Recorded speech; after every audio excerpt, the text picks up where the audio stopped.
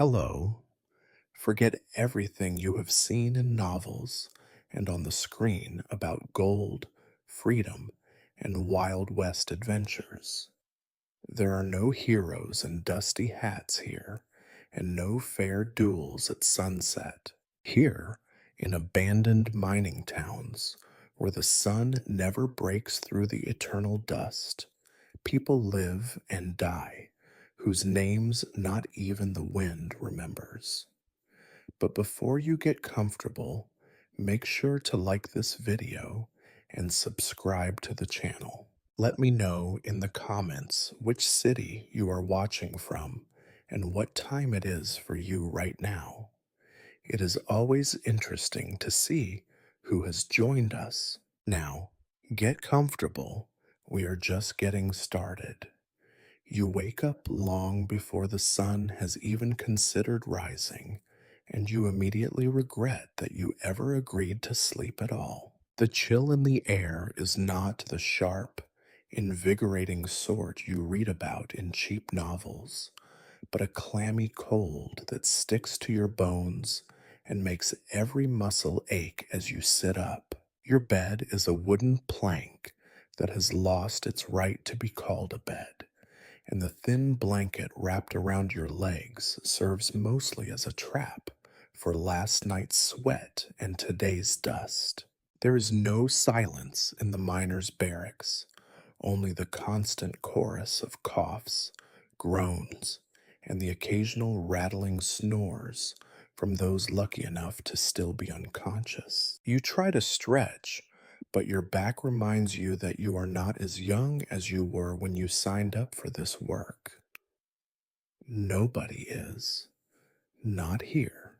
You reach for your boots, finding them precisely where you left them, caked with yesterday's mud and someone else's dried blood, neither of which bother you anymore. You put them on because really, what else are you going to do? Go barefoot? You tried that once and lost a toenail for your trouble. Around you, the other men are coming to life in the way corpses might, if corpses were forced up at 5 in the morning for the promise of a paycheck that never seems quite enough to live on. Henry is already muttering curses as he pulls on his trousers, while old Bill hacks into his sleeve and inspects the results with a mixture of pride and resignation. The stench of unwashed bodies, old tobacco, and moldy bread hangs thick in the air, refusing to leave, even when the doors swing open to let in the miserable gray dawn. You rub at your eyes, but the grit and dust never quite come out. Your lungs ache, not from the cold, but from the slow, inevitable drowning in the ever present mining dust. You remember the first time you coughed up something black and gritty. You laughed then, thinking it was a rite of passage. Now you know it is just another tax the mine collects, day after day, year after year. There is no morning routine here, at least, not one that would be recognized by people who have ever tasted comfort. You are expected to be ready to work the moment you can stand. Maybe you splash water on your face, but it is cold and tastes of iron. Maybe you do not bother. Your face will be black with grime soon enough. Breakfast is not for a while yet, but the thought of it already makes you sigh. Stale bread, maybe some beans, if the cook is feeling generous, and always water that tastes faintly of old boots. You remind yourself not to expect anything else. Expectation is the enemy of contentment in the mines. You tie up your boots and push your way past the others toward the narrow door, stepping over someone's leg, someone else's boots, and a puddle that you sincerely hope is just spilled water. Outside, The wind bites at your cheeks, but at least it does not carry the same stink as inside. For a moment, you let yourself breathe, just once, deeply, before the cold seeps in and the ever present, aching tiredness pushes you toward the path to the mine. In these early hours, the world feels empty, save for the shuffling figures around you. You do not talk. Words are expensive here, and nobody wants to waste them so early. You trudge along in silence, your footsteps blending with the others into a weary, unending march. The sun will not rise for another hour, but you do not care. Day and night have long since blurred together for you. As you walk, you wonder, again, why you are here. Maybe it was the promise of fortune. Maybe it was simply the only job left. It does not matter anymore. The mine has you now. It will keep you until there is nothing left to take. You cough just once, tasting the coppery tang at the back of your throat. The day has begun, whether you are ready or not. It is always the same. You shuffle back inside the barracks when the first bell clangs, the signal for breakfast, though calling it breakfast is a bit generous. The cook, a man whose only real qualification seems to be his ability to ignore complaints, has already slopped yesterday's coffee into battered tin mugs. The beans are missing this morning, but nobody mentions it. Everyone knows not to expect beans unless the owner's son visits, and the owner's son has not set foot in this place in months. You take your seat on the splintered bench, which creaks as though it resents your weight, and reach for the bread. It is hard, the crust tougher than anything your teeth have bitten in weeks, but you gnaw on it anyway, because hunger is a more persuasive motivator than taste. Someone makes a joke about how, if you hit a nail with this bread, the bread would win. Nobody laughs, someone else adds. Better than nothing. But you are not convinced. The water in your cup is not exactly clear. It smells faintly of rust and something you would rather not name. You drink it anyway. You have seen what happens to men who do not drink the water.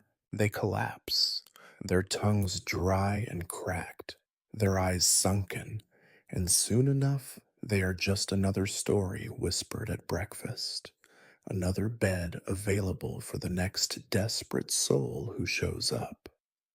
Conversations drift, if you can call them that. Henry, always first to grumble, is complaining about the foreman's new rules. No more smoking in the tunnels, not after the last explosion. The foreman says it is for safety. Henry says it is because the foreman enjoys making lives miserable. You silently agree with both. Old Bill, whose age is somewhere between 50 and too old for this, starts in with his usual tales about the old days, back when men were men, and breakfast at least came with a slab of bacon if you were lucky enough to steal it. Someone points out that Bill probably never saw bacon in his life, and the table erupts in half-hearted laughter, not because the joke is funny, but because laughter is easier than silence. You break your bread into pieces and soak it in the coffee, trying to soften it enough to chew. It does not work. The bread is as resistant to change as the men who eat it. You eat it anyway. You always do. A cough from the far end of the table draws everyone's attention. Tom, the youngest of the group, barely old enough to shave, wipes his mouth on his sleeve, and grins. Heard another one died in the tunnel last night, he says, almost cheerfully. It is the sort of news that should trouble you, but it barely registers. Death is a familiar guest at this table. You wonder if the dead man had time for breakfast. The cook clatters pots behind you, muttering about lazy miners and how nobody appreciates a hot meal. Nobody corrects him. You are not sure he has ever served a meal that could be called hot, unless you count the occasional spoonful of lard swimming in its own grease. Maybe that is for the best. Hot food would be a shock to your system. Someone passes around a battered deck of cards. The game is always the same. High card wins. The loser takes an extra shift cleaning the latrines. You draw a card out of habit, though you already know you will lose. You always lose. The deck is cursed, you are certain of it, but nobody else seems to mind. The air in the mess hall is thick with the smell of unwashed bodies, coal dust, and something metallic you cannot quite place. It clings to your skin, your clothes, even your thoughts. You try not to think about what it will smell like at the end of the day. Every conversation circles back to misery. Who is coughing up blood? Who has lice? Whose wife has stopped writing? The stories are all the same, but you listen anyway, because listening is easier than caring. Someone makes another joke, this one dirtier than the bread, and this time the laughter is real, if only because it feels good to laugh at something, anything, before another day underground. You finish your bread, drain the last drop of murky water, and wipe your mouth with the back of your hand. The bell rings again, the signal to head for the mine. Nobody hurries. There is no reason to rush toward another day of back-breaking work. You stand, your knees aching, your back protesting, and follow the others outside. As you step into the morning light, such as it is, you glance back at the table. Crumbs, a broken cup, and a scattering of cards are all that is left. You wonder if, tomorrow, you will be the subject of the morning's jokes. You wonder if, tomorrow, anyone will even remember your name. But that is not your concern, not today. Today, you walk with the others, boots crunching in unison, toward the yawning mouth of the mine. Breakfast is over. The real work begins. You walk the path to the mine every single morning, and yet it never becomes familiar, never softens, never gives up its small torments. You join the slow parade of men, each with their head down, eyes half closed, feet shuffling through a landscape determined to make every step a misery. If someone knew Arad, he might say it is only a quarter-mile to the mine entrance, but you know better. This short distance is a lifetime repeated endlessly, morning after morning, until you begin to measure your existence, not in years, but in how many times your boots sink into the same sticky mud. The path itself is less a road and more a suggestion of one. Rain from 3 days ago still pools in the deeper ruts, turning the ground into a sucking mess that grabs at your boots. With every step, you feel the mud threaten to claim your shoes, and sometimes you think it might just be easier to let it. All around, the earth is churned up and blackened, not from any natural cause, but from the constant passing of heavy boots, wagon wheels, and the hooves of animals already halfway to death. Speaking of animals, you quickly learn not to look too closely at the things lying beside the road. Horses drop dead here more often than men, and that is saying something. Their bodies are dragged just far enough from the path to avoid being trampled, but not so far that you can escape the sight or the smell of rotting flesh. Some mornings, when the wind is wrong, you gag before you have even reached the mine. You have heard stories that, in winter, the ground gets so hard you have to walk over the frozen bodies. You hope winter never comes. Wagon tracks crisscross the road, deep and sharp, full of water or filth, depending on the weather. Sometimes a cart loaded with tools rattles past, the mule at the front more bones than animal, eyes rolling as if it knows its fate better than you know your own. A man you do not recognize sometimes drives the cart. You assume he is new. He does not meet your eyes, which means he will not last.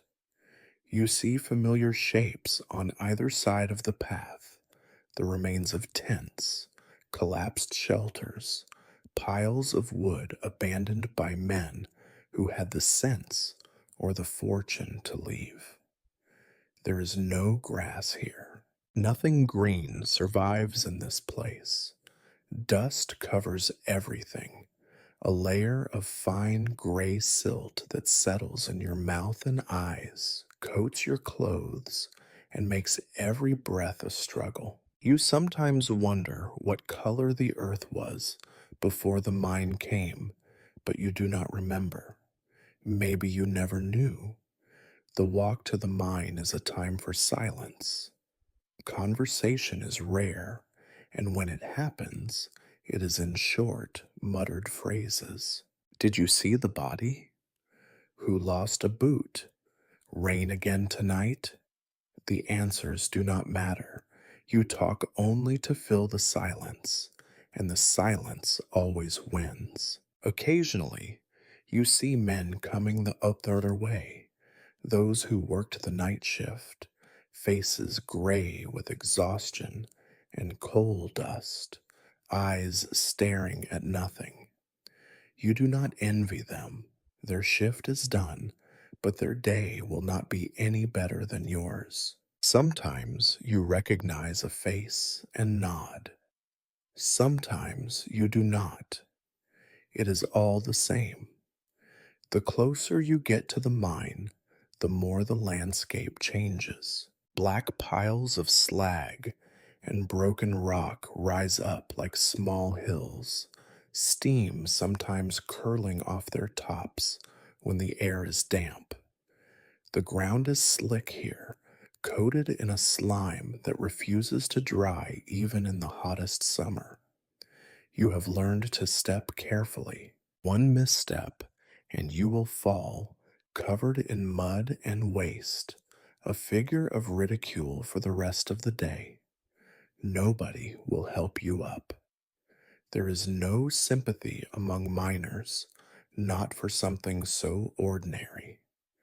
Near the entrance, the noise changes. It is no longer just the sound of boots and muttered curses, but the clang of metal, the creak of winches, the shriek of wagon wheels. Men move with more purpose now, heads down, jaws set, as if bracing themselves for a blow they know is coming. You join them, blending into the crowd, and for a moment you are nothing, nobody, just another man with a shovel and a reason to regret waking up. You smell the mine before you see it, a mix of wet earth, sweat, and the sharp, metallic tang of something you cannot name. Some days it makes your eyes water. Some days you barely notice it at all. You pause just for a moment and look back at the path you walked. The sky is gray, the ground is black, and there is nothing to see but more of the same. Behind you, the barracks and cookhouse are already fading into the gloom. Ahead, the black mouth of the mine waits, hungry and patient. You tighten your grip on your lunch sack, such as it is, and step forward, telling yourself this time it will not be so bad. You know you are lying, but it helps to pretend. Around you, the others do the same, heads down, eyes fixed on nothing, boots scraping in the filth. Another day begins, and the mine is waiting. The mine does not greet you, it swallows you. The entrance yawns in the dull morning light, just wide enough for 3 men to duck inside at a time, though sometimes more try, shouldering and jostling as if the extra half second might change their fate. No one looks up. The timbers overhead are ancient, cracked and blackened, but you trust them out of necessity, not out of sense. Everything about the mine is a risk you have learned to ignore. The light outside fades fast as you step into the mouth, the air changing from cold and sharp to something thick, wet, and old. You are used to it by now, but it still feels wrong every single morning, a heavy, breath stealing thing that presses in on your chest. Someone lights a lantern, the flicker illuminating the first stretch of tunnel in sickly yellow. Shadows crawl up the walls, twisting and flickering, as if the rock itself is alive and eager for company. Your boots crunch on loose stone.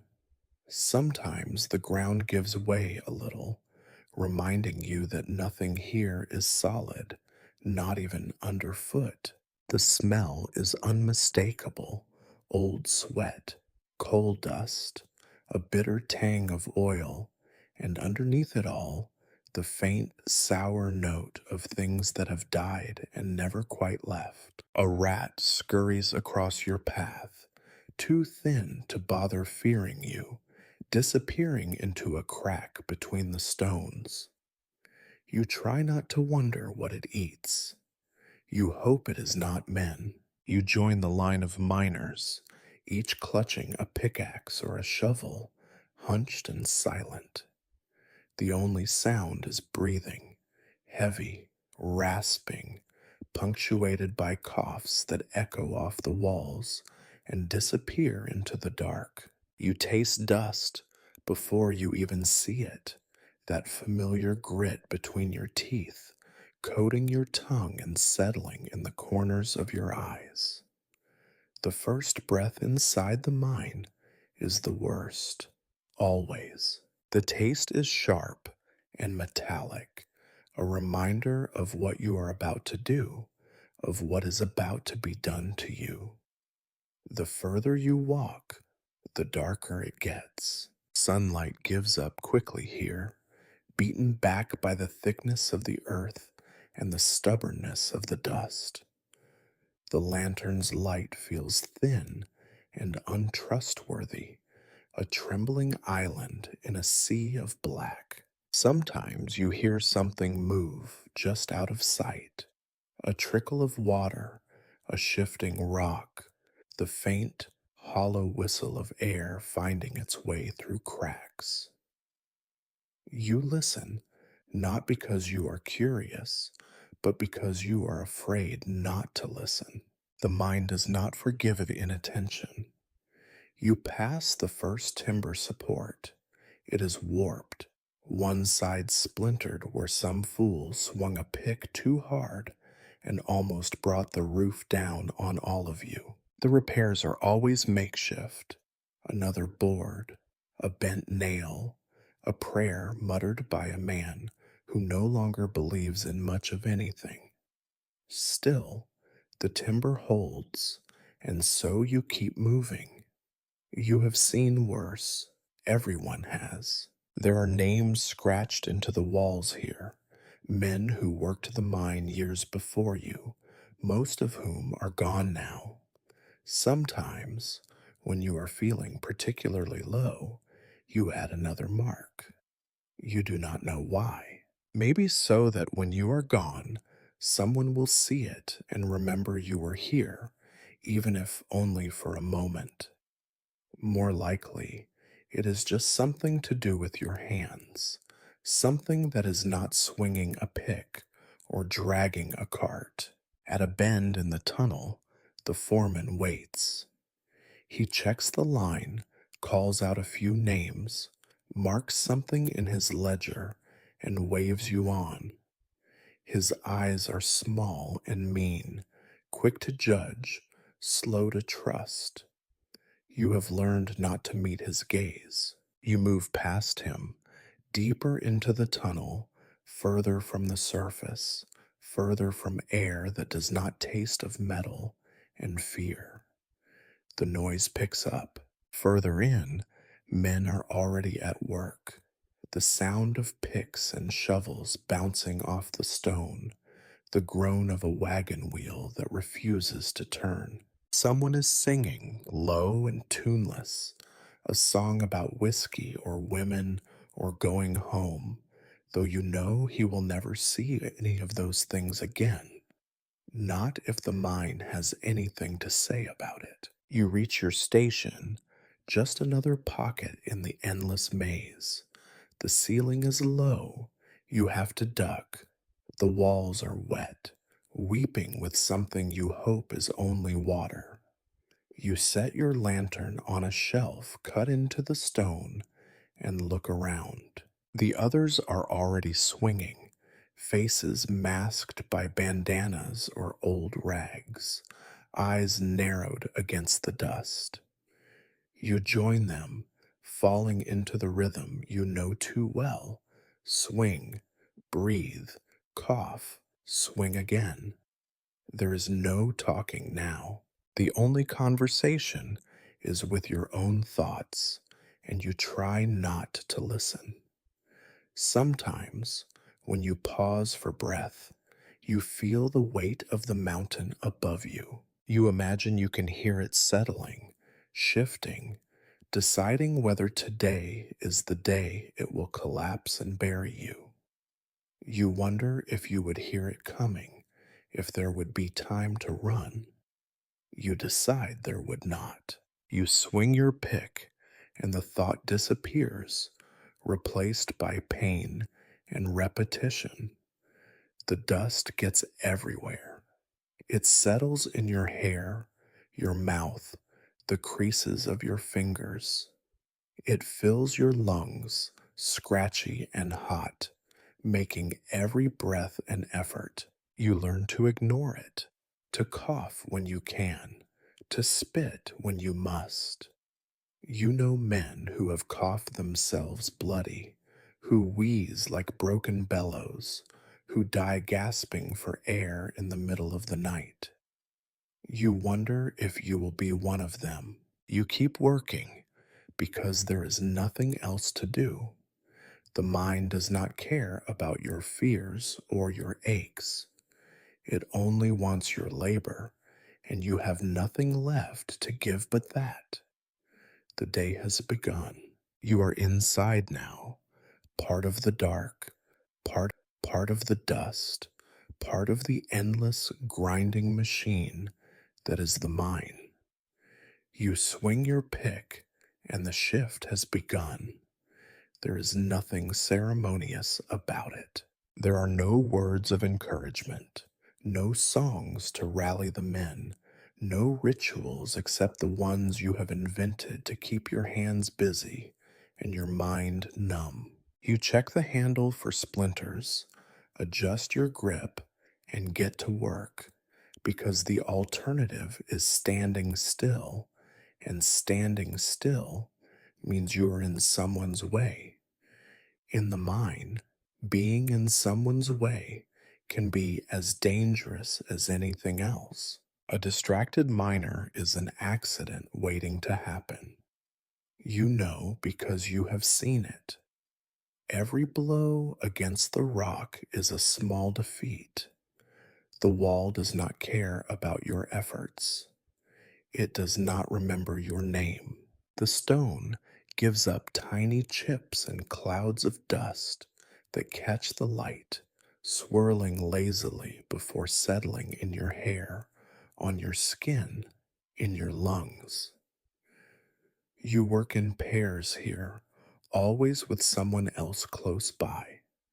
It is not for camaraderie. It is because if something happens, if the roof caves in, or the shaft floods, or a pocket of gas goes up in flames, at least someone will know you were here.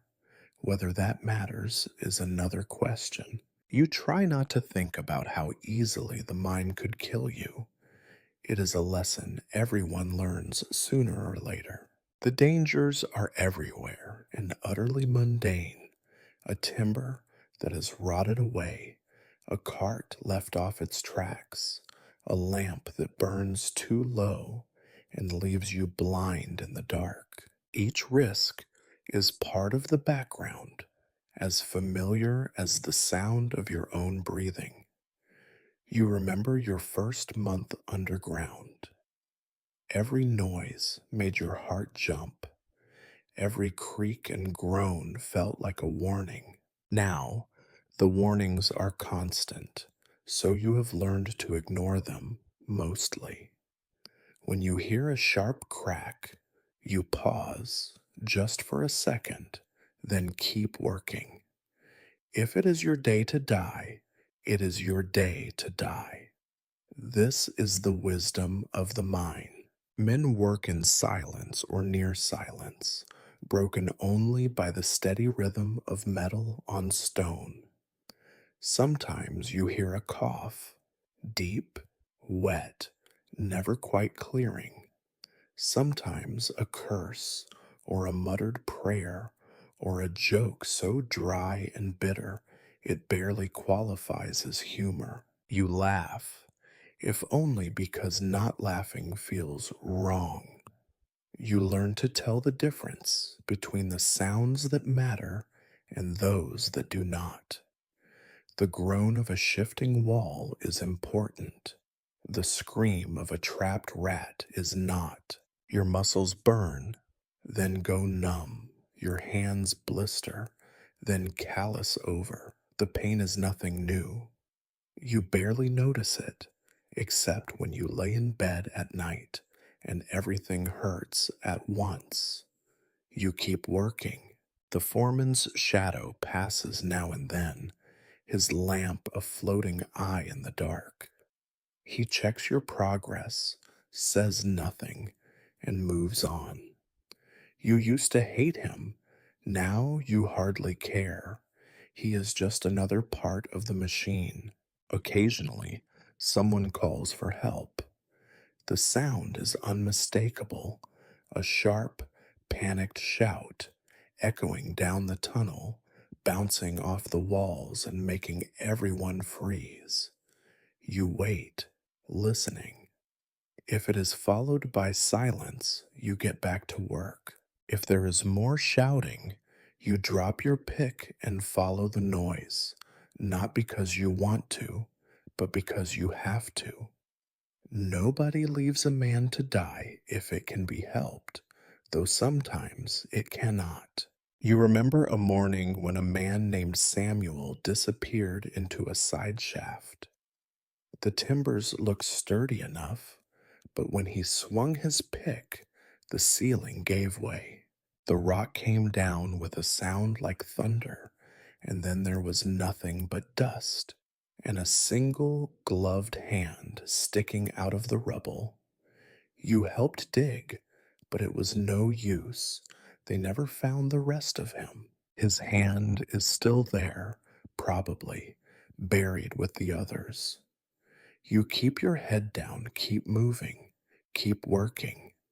You do not allow yourself to think about how many men have died here. You do not count the crosses on the hill outside, or the names scratched into the stone.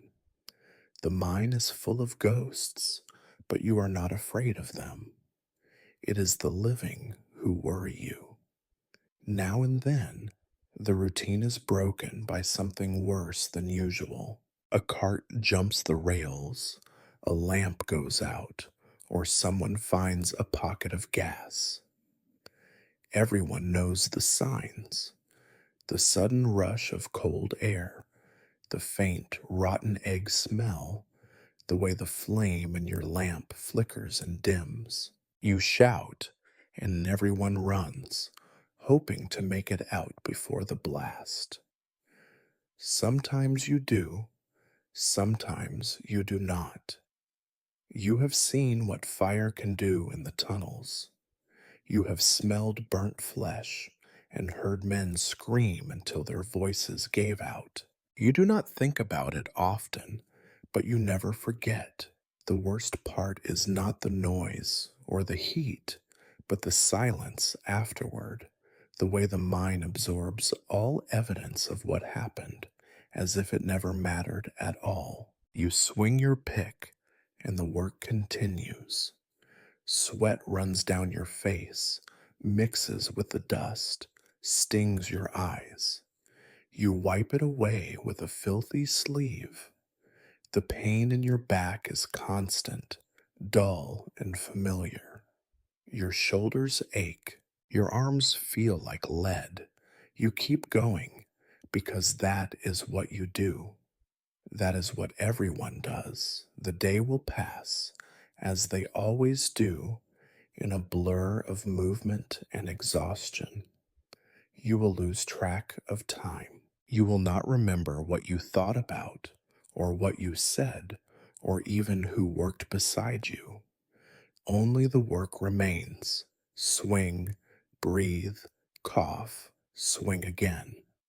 Death is always present, but so ordinary that you barely notice. This is the start of the shift. You dig and sweat and ache, and you try not to think about the simple, boring truth that the mind is patient and it is hungry, and eventually it will get what it wants. You know, in theory, that a break in the mind is supposed to be a chance to rest. In reality, it is just a temporary pause in the suffering. The air is no fresher, and the dust does not care if you are working or sitting, but the pain in your arms dulls just enough that you remember what it felt like to not be tired. Sometimes that is almost worse. You drop your pick and slouch against the wet wall, feeling the moisture seep through your shirt.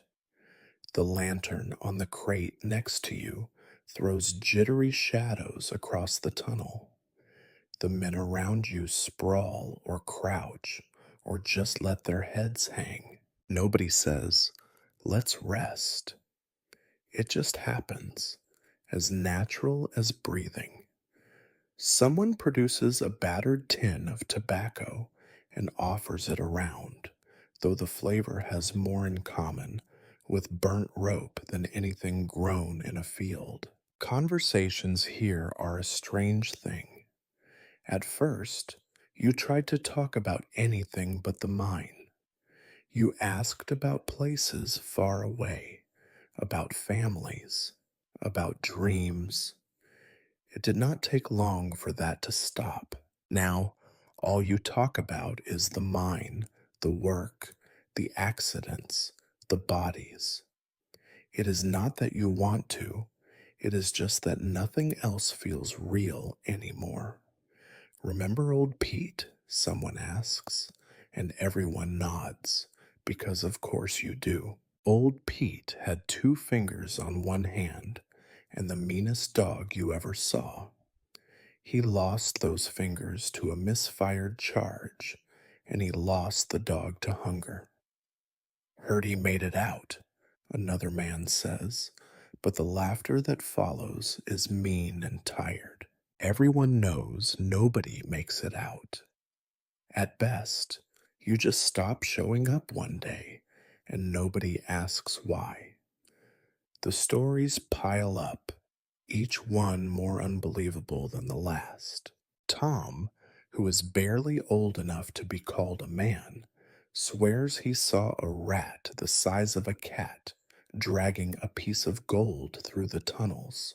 Bill, who has worked the mine longer than you have been alive, claims to have heard the voices of the dead echoing in the shafts. Someone else mentions the time a whole cartload of ore went missing, just vanished, as if the earth itself decided to take it back. You listen because it is easier than talking. The stories are always the same: a near miss, a narrow escape, a friend lost. It is as if telling the stories will keep the mind at bay, as if acknowledging the danger will somehow make you immune. You know better. The mind does not care about your stories. It will take what it wants, and your only defense is to laugh about it afterward. A few men pull out a deck of cards. The cards are stained and bent, the faces nearly rubbed away from years of greasy hands and coal dust. The rules of the game change every day, but the stakes are always the same: lose, and you take the worst job of the shift. Sometimes it is cleaning out the latrines. Sometimes it is hauling the broken cart. Sometimes it is crawling into the narrowest tunnel to check for gas. Today, it is latrine duty, and everyone groans, but nobody refuses to play. You join, because what else are you going to do? Sit in silence and listen to your own heartbeat echo off the stones? The game is fast, ruthless, full of muttered insults and exaggerated sighs. You try to cheat, but you are not very good at it. Bill catches you and calls you out, but only after he has won. The loser, today it is Henry, as it often is, accepts his fate with a dramatic bow, though everyone knows he will grumble about it until next week. Above you, somewhere in the ceiling, water drips steadily. The noise blends into the background, part of the symphony of the mine: dripping water, creaking wood, distant shouts. Every now and then, a tremor passes through the rock, just enough to remind you that you are not safe, that you never were. Someone offers you a bite of their lunch, a chunk of bread, a piece of dried meat, so tough it nearly breaks your teeth. You chew it slowly, savoring the salt and the faint taste of something that might have once been beef. It is not good, but it is food, and that is enough. The talk turns, as it always does, to the money, or the lack of it. You all know the owner's promises by heart: fair pay, safe conditions, a bonus for hard work. You have never seen the bonus, and safe conditions are a joke told with bitter smiles. The money comes late, if it comes at all, and when it does, it is less than you expected, less than you need, always less. Someone asks if anyone has heard from the outside, any news, any letters, any rumors of something better. Nobody answers. The outside is a myth, a fairy tale told to children who have never tasted coal dust. You have not written home in months. What would you say? That you are alive? That you wish you were not? It is easier to say nothing. The break ends as suddenly as it began. The foreman's voice echoes down the tunnel, sharp and impatient, calling you back to work. You stand, stretch, wipe the dust from your hands, and pick up your tools. Someone pockets the cards. Someone else pockets the last bit of tobacco. The stories are put away, but not forgotten. They will be back tomorrow and the day after that, and every day until the mind finally decides it is done with you. You go back to your station, back to the rhythm of pick and shovel, back to the work that never ends. The laughter fades, replaced by grunts and curses and the endless grinding sound of stone being beaten into submission. Another shift, another chance to become a story told by men who are just trying to survive. Fear is the invisible companion that never leaves your side in the mine. You do not talk about it much. Who would you tell? And what good would it do? But you feel it in every muscle, every breath, every moment you spend beneath the weight of earth that would like nothing better than to swallow you whole. It is always there, waiting in the dark corners, humming just beneath the steady rhythm of your work. The roof groans, and you pause just for a heartbeat, eyes flicking up to the sagging timbers, counting the days since someone last checked them. The support beams are your lifeline and your doom in equal measure.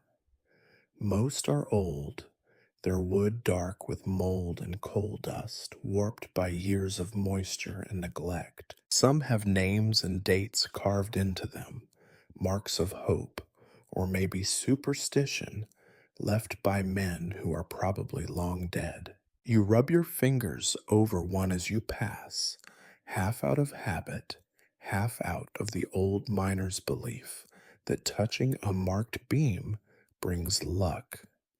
You do not believe in luck, but you take what you can get. You know the signs of danger by now. A sharp crack overhead, a shower of dust that falls from nowhere, the way the air suddenly feels heavier, colder, as if the tunnel itself is holding its breath. Sometimes you hear the mountain shifting above you, a deep, distant rumble that might be thunder or might be your doom. The other men hear it too, though nobody ever admits it. They just work a little faster, keep their heads down, mutter a curse or a prayer, and hope the tunnel holds for one more day. Superstition clings to the men here as stubbornly as the dust. Someone ties a strip of red cloth to their belt for protection against bad luck. Someone else spits 3 times before swinging their pick just to keep the spirits away. You see it all, but you do not judge. In a place like this, even the most ridiculous ritual feels better than nothing. There is a story about a man who whistled while he worked, every single day, the same song over and over, because he believed it kept the mind from caving in. He was crushed anyway, though nobody tells that part of the story unless they are feeling especially cruel. You do not whistle. You just keep your ears open, listening for the sound you dread most, the sickening, unmistakable crack of wood splitting under pressure, the groan that means something has shifted where it should not. When you hear it, your mouth goes dry. You freeze, holding your breath, waiting for the rush of falling rock. Most times, it is nothing. The mind teases you, then lets you live. But not always. You have seen what happens when the mind stops teasing and starts taking. The cave-ins are sudden, merciless, final. One moment, everything is normal. The next, the world turns black and roaring, Stone and timber coming down with a violence that drowns out screams and prayers alike. You remember the last one: 3 men crushed, 2 never found. They say if you are lucky, it is over quick, but you are not sure luck has anything to do with it. Sometimes the mind buries a man so deep that he is never found at all, not even when the rescuers come days later, coughing and stumbling through the broken tunnels. You carry that memory with you every day. You see the ghosts of those men in the corners of your vision, lurking just out of sight.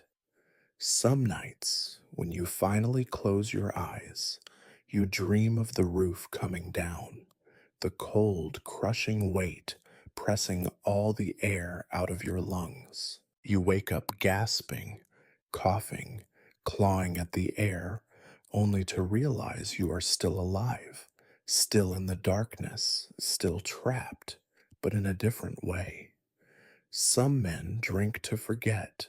Some get mean, lashing out at anyone who comes close. Some just go quiet, shrinking into themselves until they are little more than shadows, waiting for the day the mind finally decides to take them too. You do not know which you are yet, but you suspect it does not really matter. You catch yourself counting the distance from your workstation to the nearest exit over and over, like a nervous tick.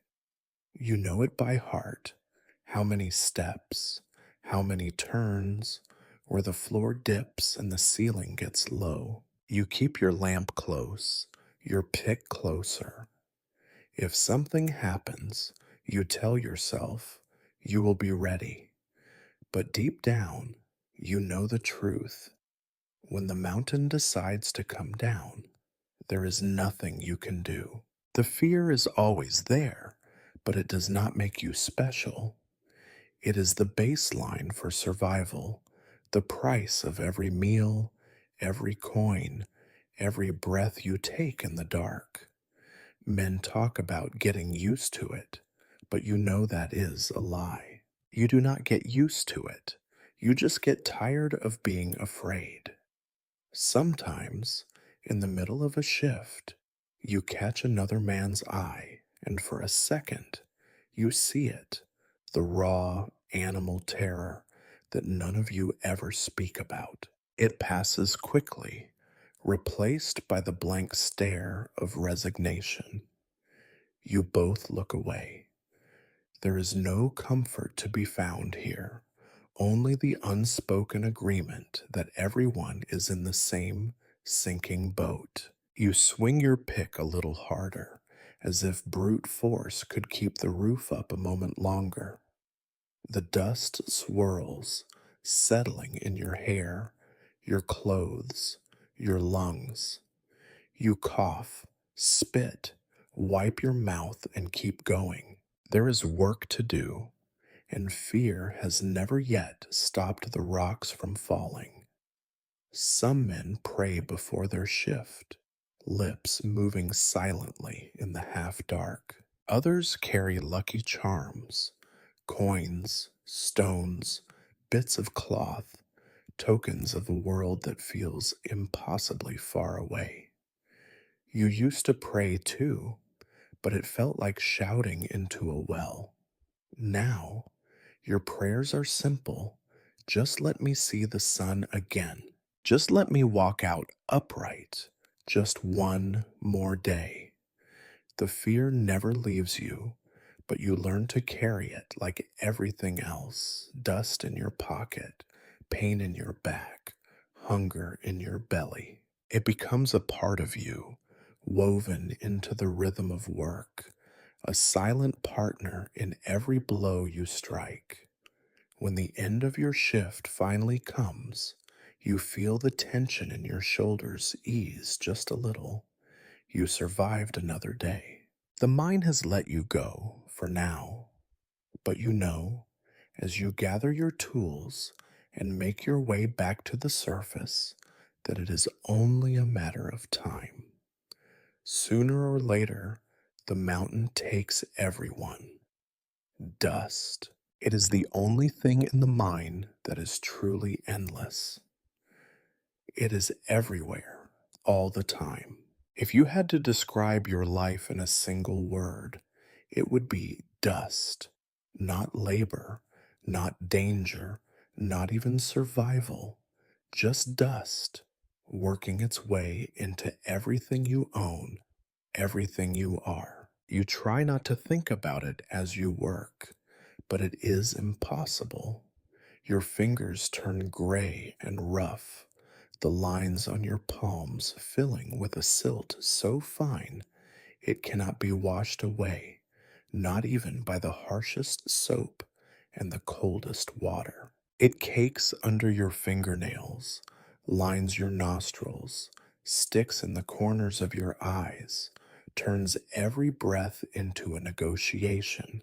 You learn to spit often, watching each dark glob hit the ground, a small rebellion against the thing that is killing you slowly and without hurry. At first, the dust seemed like a nuisance, a minor irritation, something to be brushed off with a laugh and a curse. But you have learned, as all miners do, that the dust is not just a thing that happens to you, it becomes you. The longer you stay, the more you see it in the mirror. Black smudges that never come clean, gray half moons under your eyes, a permanent ring around your neck just above the collar of your shirt. You wonder sometimes if it has found its way into your bones. You watch the older men, the ones who have been here the longest. They cough constantly, deep and rattling, hacking up wads of blackened phlegm that splatter on the stone. The sound is as much a part of the mine as the clink of picks or the creak of timbers. You listen to them and know, without needing to be told, that it will be your sound too soon enough. The young men joke about it. That's the music of the mine, but their laughter always dies quickly. Some days you rub at your face and marvel at how much dust there is, more than seems possible. You blow your nose into a rag, and what comes out looks like coal. You scratch your scalp and find your hair full of gray grit, impossible to comb out. Even in your mouth, the taste is always present, bitter, metallic, like chewing on old coins.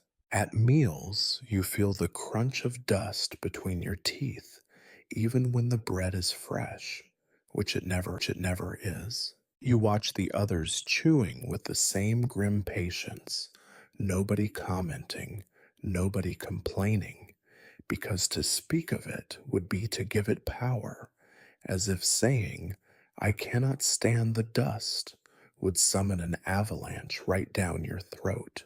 At night, you try to wash it off, but the water in the barrel turns black after the first two men, and you are never the first. You scrub your hands, your face, your neck, but the result is always the same. Skin that still feels dirty, that leaves streaks on the sheet, that stains your shirt from the inside out. Some men stop trying. You see them in the barracks, faces so dark and lined they could pass for ghosts. They sleep in their clothes and wake up looking exactly as they did the day before. The dust does not stay in the mine. It follows you everywhere, settles into every corner of your life. Your boots leave prints in the bunkhouse, on the road, even in the cookhouse, where the bread is always a little gritty, no matter how carefully you eat. When you write a letter home, the paper smudges under your hands, the ink running into gray lines. When you try to remember what the world outside looked like, all you can picture is a haze. If you are foolish enough to complain, someone will remind you that the dust is better than the alternative. You only need to worry when you stop coughing, they say. That means the dust has won. You are not sure if it is a joke. Once, a new man came to the mine with clean hands, bright eyes, and a scarf over his mouth. By noon, the scarf was black. By evening, he was coughing as hard as the rest of you. After a week, he stopped bothering with the scarf at all. You tell yourself that you are used to it, that it is part of the job, just another fact of life. But you remember the first time you coughed up something thick and black, the fear that stabbed through you. The foreman laughed, slapped you on the back, and said, "That's how you know you're a real miner." You did not feel like a real miner. You felt like you were dying, just a little bit at a time. You wonder sometimes what your lungs look like. You imagine them lined with soot, heavy and dark, shrinking a little every day. You think about the old men in town, bent double, dragging themselves through the streets, their breaths wheezing and shallow. Miner's lungs, the doctor calls it. There is no cure. Still, you keep going. You spit, you cough, you wipe your face and push the dust aside as if you could ever truly get rid of it. It is always with you, part of you now, as constant as the hunger in your belly and the ache in your bones. You do not know which will claim you first, the dust, the hunger, or the mine itself. You only know that. For now, you keep moving through the haze, one breath at a time. Breaks in the mine are a lot like everything else here. Never as long as you want, never as restful as you need, and never truly yours. When the foreman shouts, or a bell somewhere echoes through the tunnels, you know you have a moment to set down your pick and pretend that your back does not hurt and your lungs are not full of dust. The relief is fleeting, and you never let yourself relax completely. Rest is just another illusion in a place where even the walls might come down on you if you let your guard drop. You find a spot against the tunnel wall, which is still wet to the touch, and lower yourself to the ground. There is no such thing as clean in the mine. You have stopped worrying about it. You wipe your face with your sleeve, which only makes it dirtier, and you rub your hands together, the grit grinding into your skin, and you wonder if you will ever feel clean again. The others gather near, falling into the same shapes as always, as if every break is a photograph being developed over and over again. The men are gray, bent, shuffling. You think they look like ghosts, but you do not say it out loud. There is enough bad luck floating around without inviting more. You pull out your lunch, or what passes for it, a crust of bread, hard enough to chip a tooth, maybe a piece of dried meat, thin and leathery, with the vague promise of nourishment. If you are lucky, there is a sliver of cheese or an apple, wrinkled and soft from the long journey west. Most days you are not lucky. You chew slowly, letting your jaw do the work your stomach will refuse later. The bread tastes like the mine, full of grit, and you have learned not to question what is in the meat. Everyone eats with the quiet determination of men who have stopped expecting anything better. A few men light up pipes or roll cigarettes with stained fingers, the sharp scent of tobacco briefly masking the ever present smell of sweat and coal. The smoke curls into the dim light, floating up to the beams overhead, where it mingles with the dust and disappears. Smoking is forbidden in the tunnels now, at least officially, but the rules mean little here. The foreman turns a blind eye as long as nobody is too obvious about it. You take a drag if you are offered one, feeling the burn in your throat and the instant, dizzying calm that follows. For a few seconds, the world is smaller, simpler, just you and the taste of tobacco and the glow of the ember in the dark. The conversation drifts. Sometimes it is about nothing at all. The weather outside, the latest fool who thought he could get rich quick, whose boots are falling apart. Sometimes it turns to darker things. Who coughed blood this morning, who lost a finger yesterday, who has not been seen in a few days. The jokes are always dark, the laughter brittle. It is a kind of survival, you think, to laugh about what you cannot change.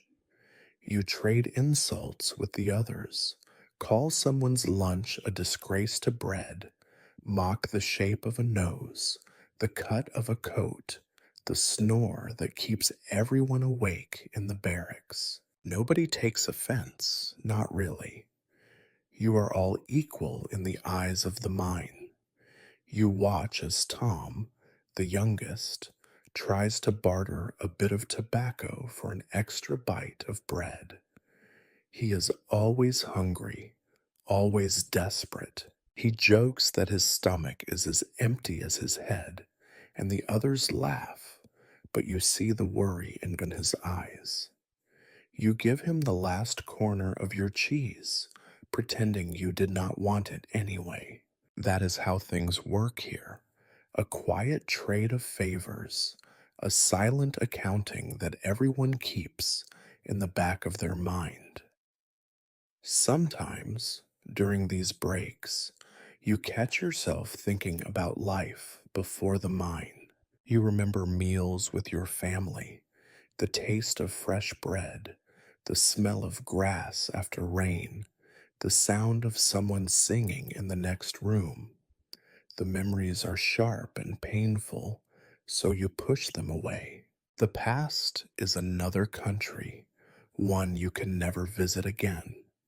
Here, there is only the present, the unending now of hunger and work. Water is passed around in dented flasks, warm and metallic. You drink carefully, rationing each swallow, knowing there will not be more until the end of the shift. Some men have already finished theirs, and you see them eyeing your flask, but nobody asks. The rules are simple. What you have, you keep, unless you owe a debt. You try not to owe anyone anything. The break is never long enough. The foreman's shadow appears at the edge of the lantern light, his voice flat and impatient. Back to it. Nobody argues. You stand, bones protesting, joints stiff, fingers already cramping from holding the pick. You stuff the last crumbs of bread into your mouth, wipe your hands on your trousers, and stretch until your back cracks. The moment of stillness is over. Work calls. You glance at the faces around you, seeing the same resignation you feel. You all know what waits: more dust, more darkness, more hours of labor with nothing to show for it but sore muscles and lungs that burn. But you go back because there is no other choice. Nobody leaves the mine before their time, and nobody escapes hungry. You file back into place, the tunnel closing around you. The taste of tobacco lingers in your mouth, mingling with the ever present grit, and you wish, just for a second, that you could stay in the break a little longer. But the mine is patient, and it always wins. You pick up your tools, you swing, you cough, you curse, you work. Lunch is over.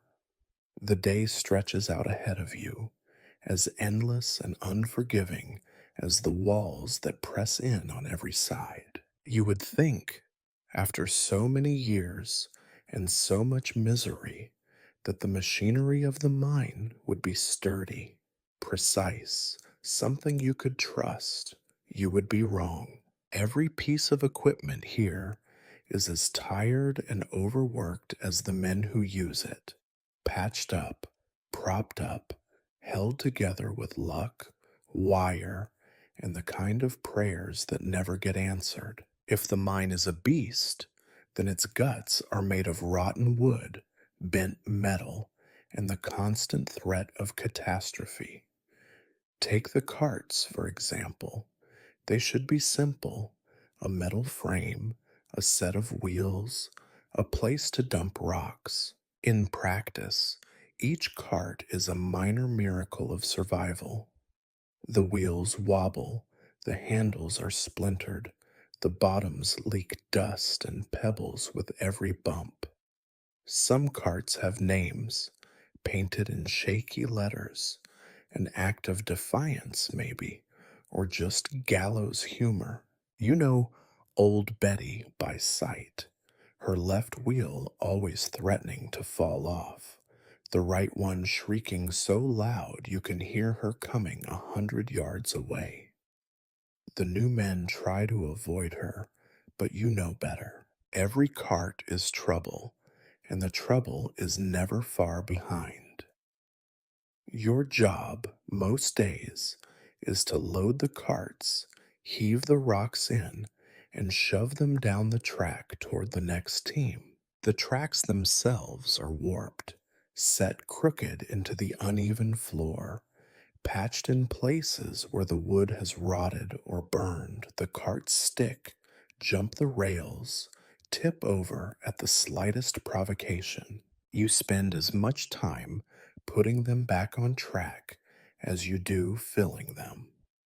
Sometimes the whole contraption shudders and groans, threatening to buck you off or crush your foot. You learn to keep your hands and feet well clear. You have seen what happens when someone does not. Every now and then, you get the pleasure of working with explosives. Pleasure is what the foreman calls it, anyway. In reality, it is the closest thing to real terror the mind can offer. The sticks of dynamite are kept in a locked box, guarded like a treasure, but you know they are sweating and unstable, older than you would like to think about.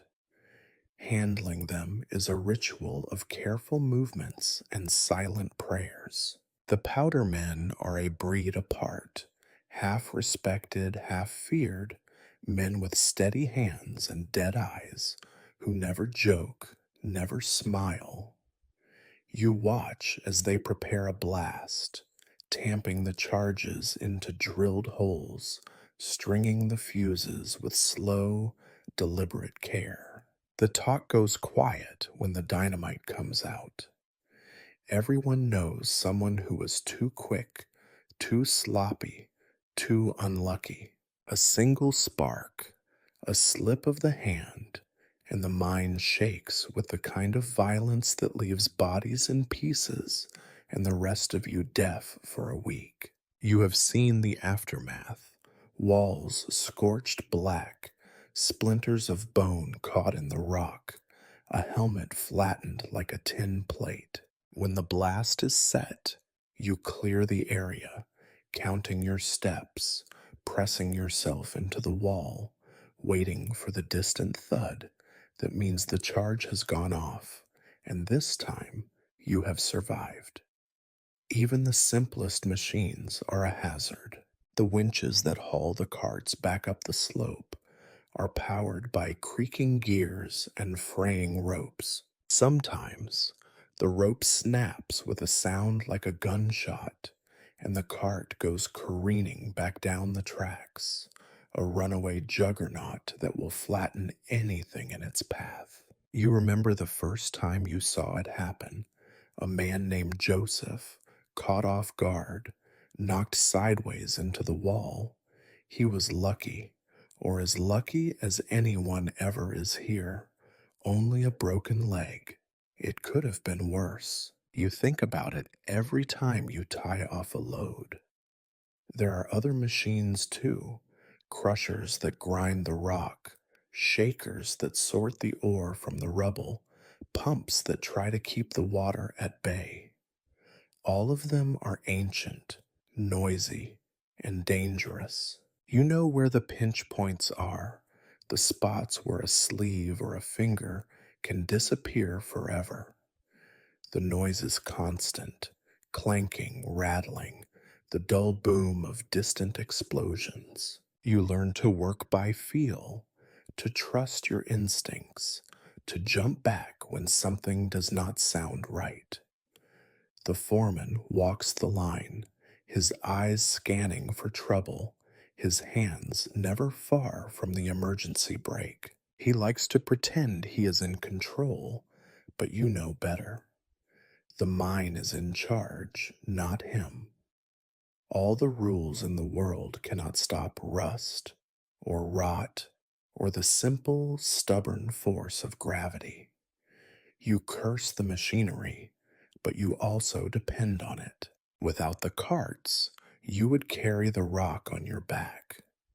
Without the winch, you would haul it by hand.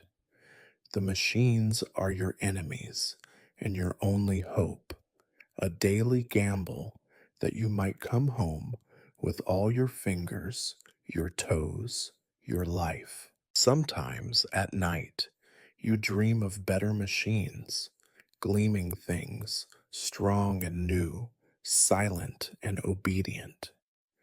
In the dream, the carts roll smooth, the blasts go off clean, and nobody gets hurt. You wake up with your heart racing, and you laugh at yourself because you know it will never be true. Here, on the edge of the world, you make do with what you have, and you pray, if you still remember how, that the cart stays on the rails and the fuse burns slow. But the mind does not care for prayers or dreams or hope. The only thing it wants is another day of labor, another load of rock, another chance for the machinery to fail. In the mine, friendship is not something you choose. It is something that is forged out of necessity, sweat, and the knowledge that today might be the last day you see the faces around you. You would not call these men your brothers, not really. You did not grow up with them, and you do not share stories of childhood or dreams for the future. What you share is danger, dust, and the unspoken understanding that in here, a man is worth only as much as the trust you can put in his hands when the ceiling starts to come down. The word trust is funny in a place where accidents outnumber miracles 10 to 1, but you learn who will warn you if your lamp is burning too low or if your cart is about to jump the rails. You know who will grab your collar and yank you back from a cracking wall, and you know who will look the other way, hoping that today is not their day to die. The line between friendship and rivalry is so thin that sometimes you wonder if it is there at all. You have seen what passes for bonding down here. It is the kind of closeness that comes from holding your breath together, from digging side by side, sharing the same stale air, and scraping your knuckles raw on the same unforgiving stone. There is no room for sentimentality. Your stories are told in grunts, curses, and the kind of jokes that would make a preacher faint. Laughter is a hard currency. You spend it carefully. Some men are quick to anger, ready to swing a fist at the smallest slight. Fights break out over nothing: a stolen bite of bread, a borrowed pickaxe not returned, a careless word about someone's mother, or the shape of someone's nose. The barracks are filled with grudges, all of them simmering just below the surface, waiting for the right moment to boil over. But when disaster strikes, when the timbers creak or a shout echoes down the tunnel, everyone moves as one. Rivalries are set aside, at least for a while. The mind teaches you that, if you want to survive, you do not leave a man behind, not unless you want the same to happen to you. You know which men you can joke with and which ones you cannot. Henry, for instance, is always ready with a sly grin and a crude remark. He will tease you until you threaten to swing your pick at his head, and then he will slap you on the back and laugh as if you are both in on some secret. Bill is quieter, his humor as dry as the bread you choke down at lunch, but he has a sharp eye and a quicker hand. If you slip, Bill is the one who will haul you up by your collar and mutter, "Not today, friend," as if it is only chance that saved you. And then there are the men you do not trust, the ones who work alone, who keep their eyes down and their mouths shut, who are always just a little too quick to blame someone else when things go wrong. You do not turn your back on them, not if you can help it. The mind is unforgiving, and so are the men who have decided they have nothing left to lose. Still, the hardest kind of closeness comes after the shift, when you drag your aching body back to the barracks and collapse on your bunk. In the dim light, you listen to the familiar chorus of coughs and snores, the soft murmurs of men half asleep. Sometimes, if someone has a bottle, you pass it around, each man taking a slow, burning swallow, the liquor as rough as the company. It is in these moments, when the world is stripped down to hunger, thirst, and the dull ache of exhaustion, that you realize just how tightly the mind binds you to these men. You are all trapped in the same story, a story without heroes or happy endings. The closest thing to tenderness is a silent pact. If you go missing, someone will scratch your name on the wall near your station. Someone will tell the others how you died, or at least how they think you did. Maybe they will say you were brave, even if you were only unlucky. Maybe they will remember that you shared your bread, or your tobacco, or the last joke before the ceiling came down. You sometimes think about what it would mean to leave the mine and the men behind, to find new friends somewhere else, people who do not know the taste of dust or the sound of timbers snapping. But you cannot imagine it. The friendships out there would be made of softer things, you suspect: politeness, small talk, borrowed sugar. Down here, friendship is measured by scars, by the number of times someone has pulled you back from the edge. You would not know what to do with the kind of friend who asks you how your day was, or who brings you flowers when you cough up blood. The truth is, you do not need words. The men you trust and the men you fear all understand the same thing. You are alive because someone else was watching your back, if only for a moment. Maybe that is what passes for love in the mine: a silent nod, A shared glance, a hand on your shoulder when the walls start to shake. You swing your pick, you pass the bottle, you share the silence, and that is enough. In a place where life is always balanced on the edge of a pickaxe, you take what connection you can get. The end of the shift does not come with the ringing of a bell or the fanfare of a hero's welcome. It comes with the slow, grinding realization that you can no longer lift your arms above your head, that your legs are trembling, and that the ache in your back has moved from a dull warning to a sharp, pulsing demand. When the foreman calls time, it is less a relief than a final blow. The shift is over, but your punishment is not. You stand, or try to, muscles screaming, joints stiff, breath coming in short, ragged bursts. You drag yourself through the tunnel, boots dragging, every step heavy with exhaustion. Your hands are raw, blistered in the places where your gloves have worn through. The dust clings to your face, mixing with sweat, running in black rivulets down your neck. You feel as if you have been beaten, not by a man, but by something bigger, older, and completely indifferent to your suffering. The air changes as you move toward the entrance. It grows colder, fresher, a faint promise of life beyond the dark. But the feeling of defeat is everywhere, on your skin, in your bones, settling into your lungs like another layer of dust.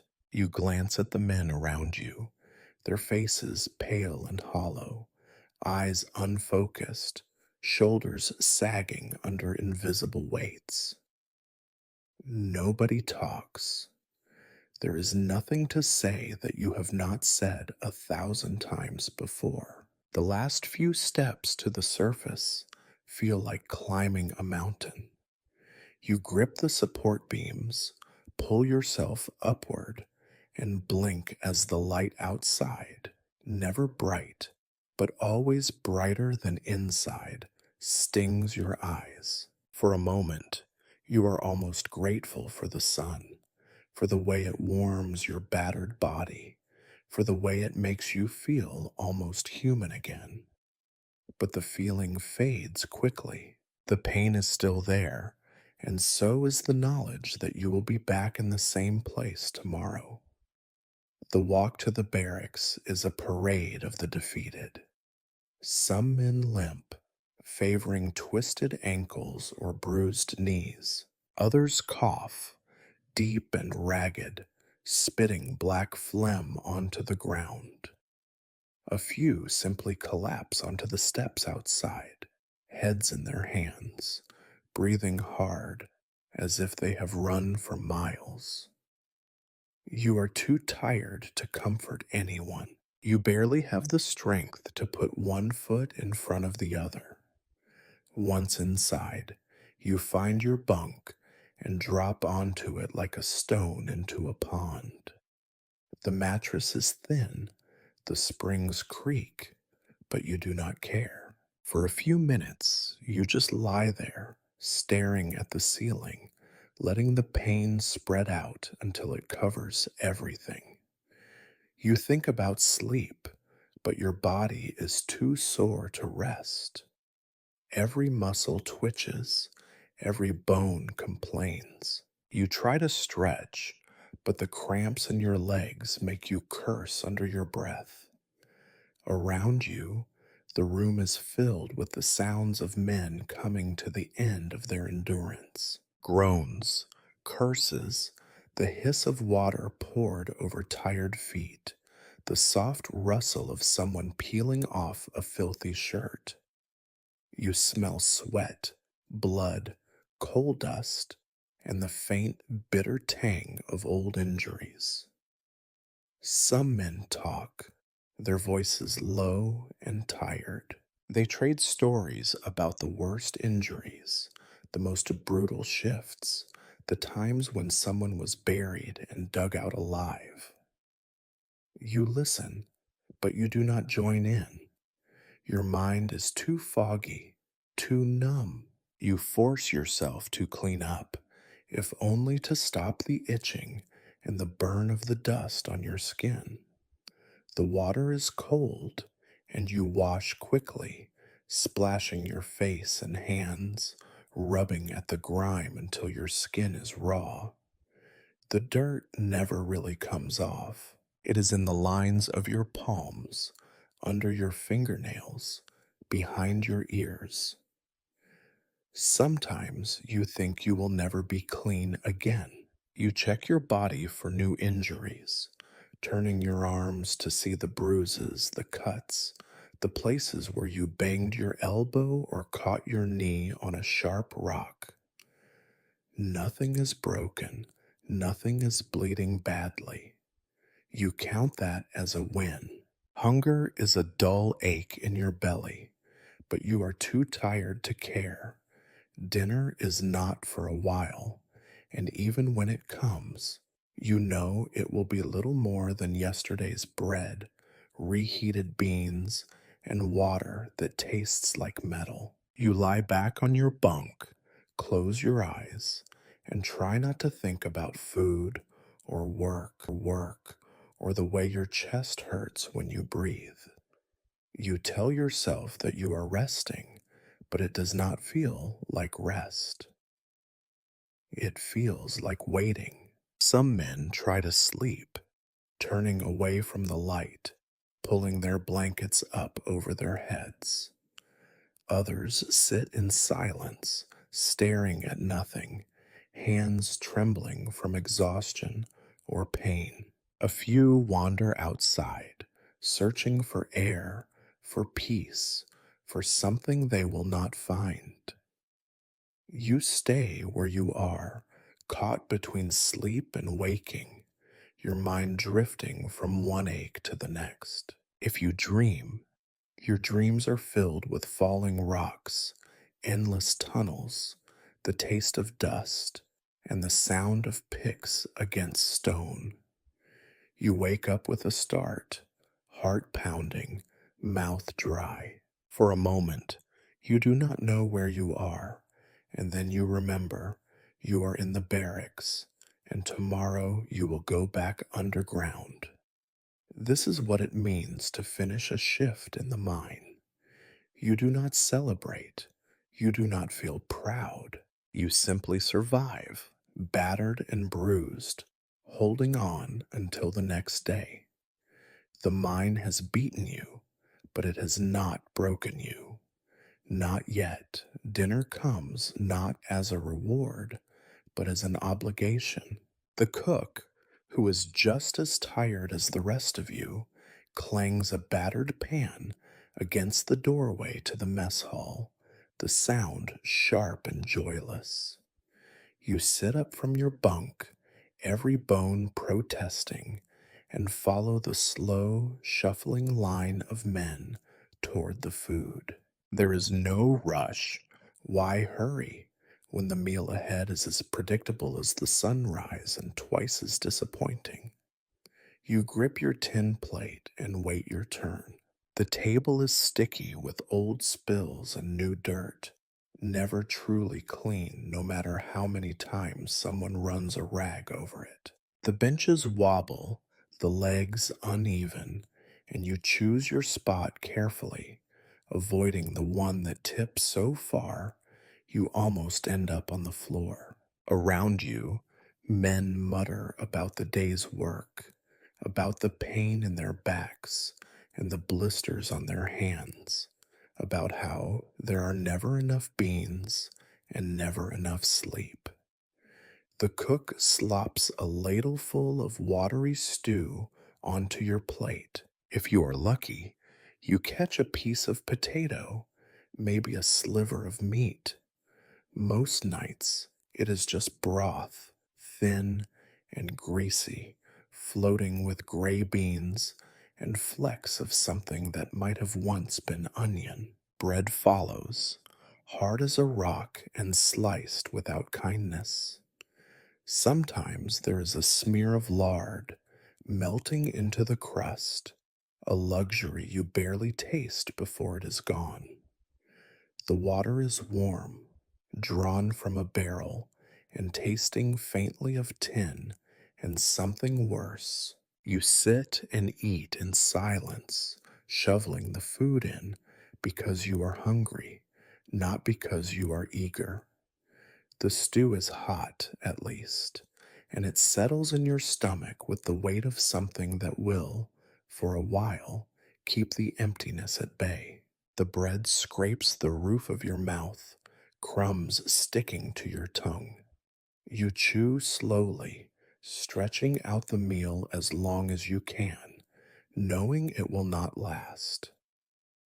Around you, men eat with the same mechanical determination. Forks clatter against plates, and the only real conversation is the scraping of metal on tin. Now and then, someone tries to lighten the mood with a joke, usually about the food, or the cook, or the questionable origins of the stew's mysterious chunks. Laughter is half hearted, forced through exhaustion, and fades almost as quickly as it begins. Sometimes talk turns to dreams of better meals. Someone describes the roast beef his mother used to make, thick with gravy and served with mountains of mashed potatoes.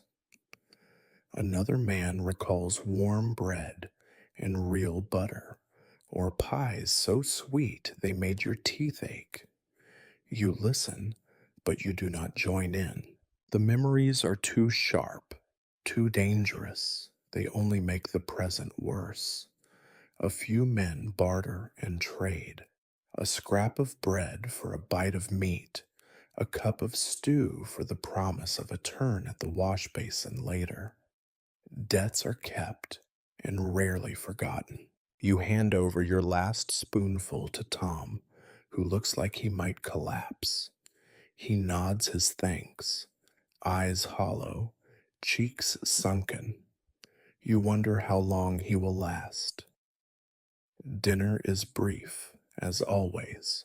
When the plates are scraped clean, you join the line at the washtub, dunking your plate in water that is already cloudy with grease and crumbs. You rub at the metal until it shines, or until you are too tired to care, and set it back on the shelf for tomorrow.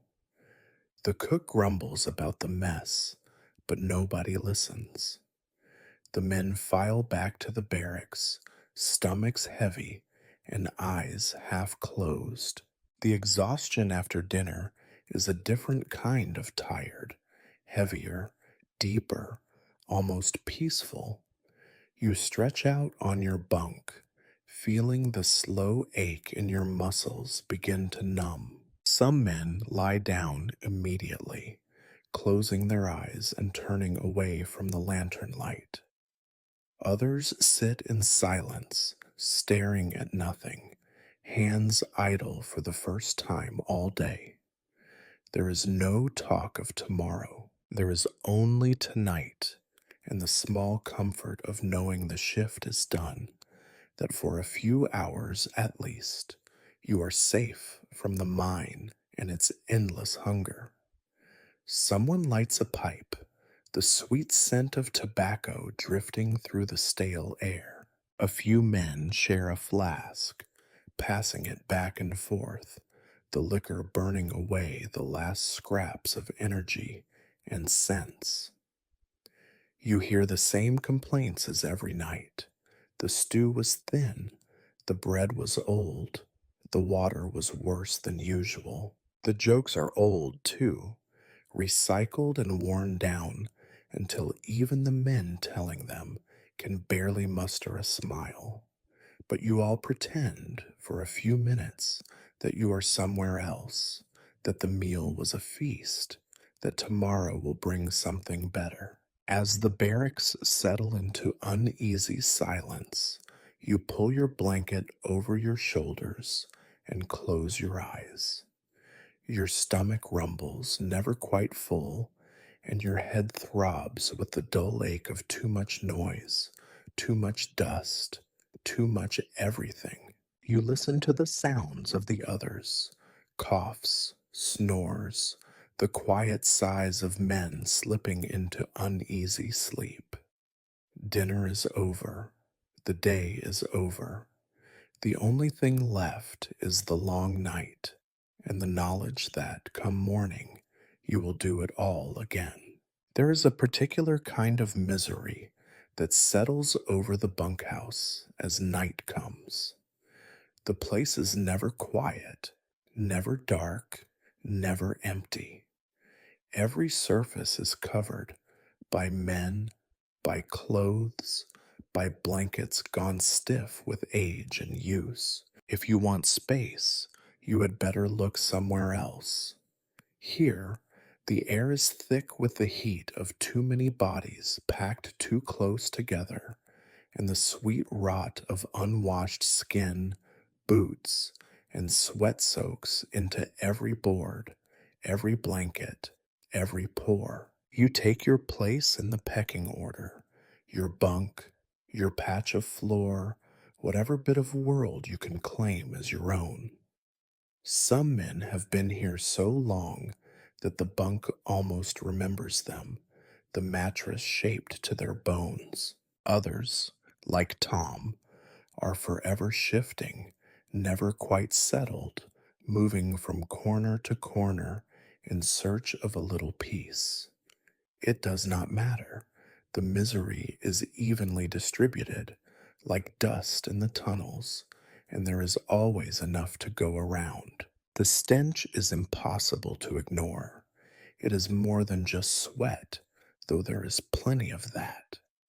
It is the smell of old injuries, of feet gone bad in wet boots, of spilled stew and soured beer. It is the sharp, sour tang of sickness, the coppery whiff of blood, the faint ammonia burn of the latrines. Now and then, a window cracks open, and for a moment, a breath of fresh air slips through, only to be swallowed by the stink and replaced by the cold.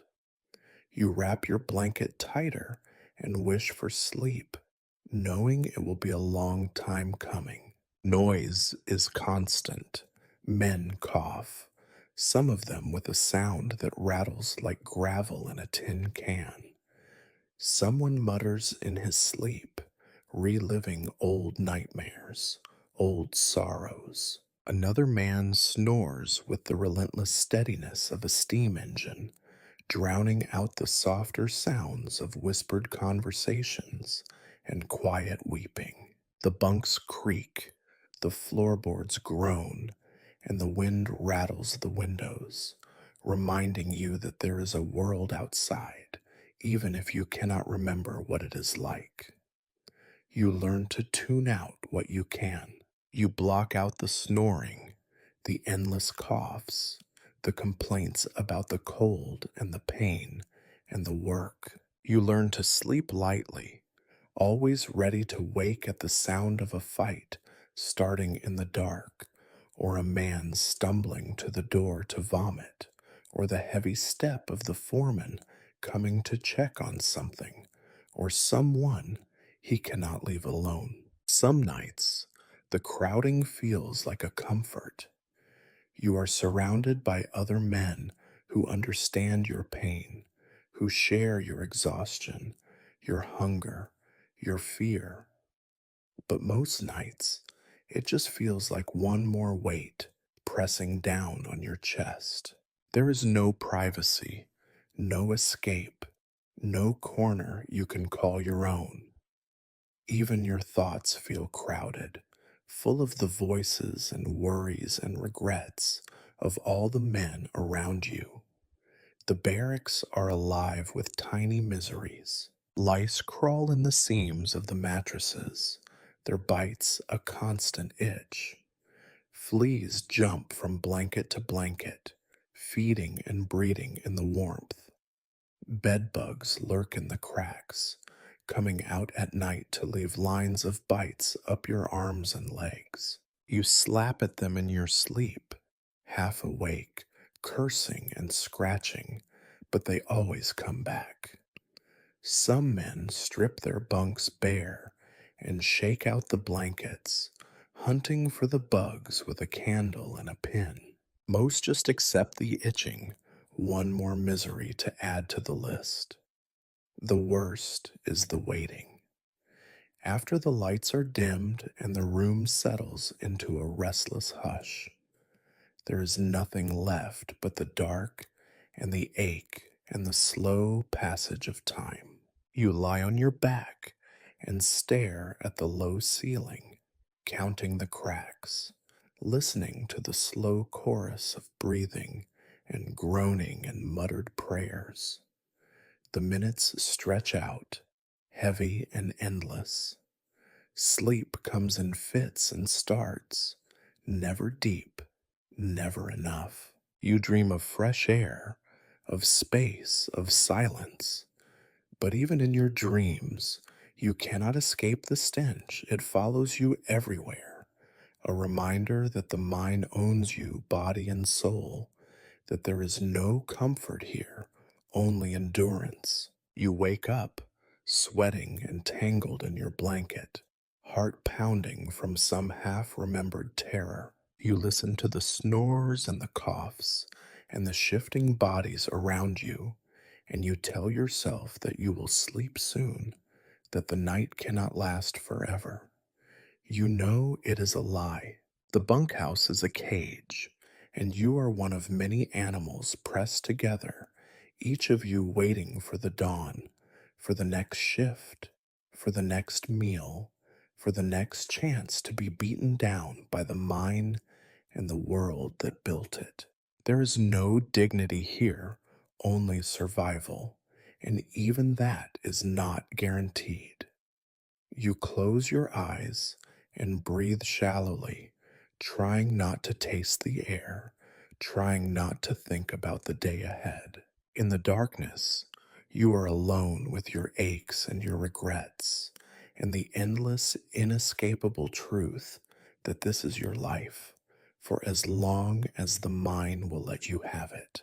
As the last light leaks from the cracks around the bunkhouse door and the evening settles, the men settle too, each in his own fashion, each according to his own rhythm of resignation.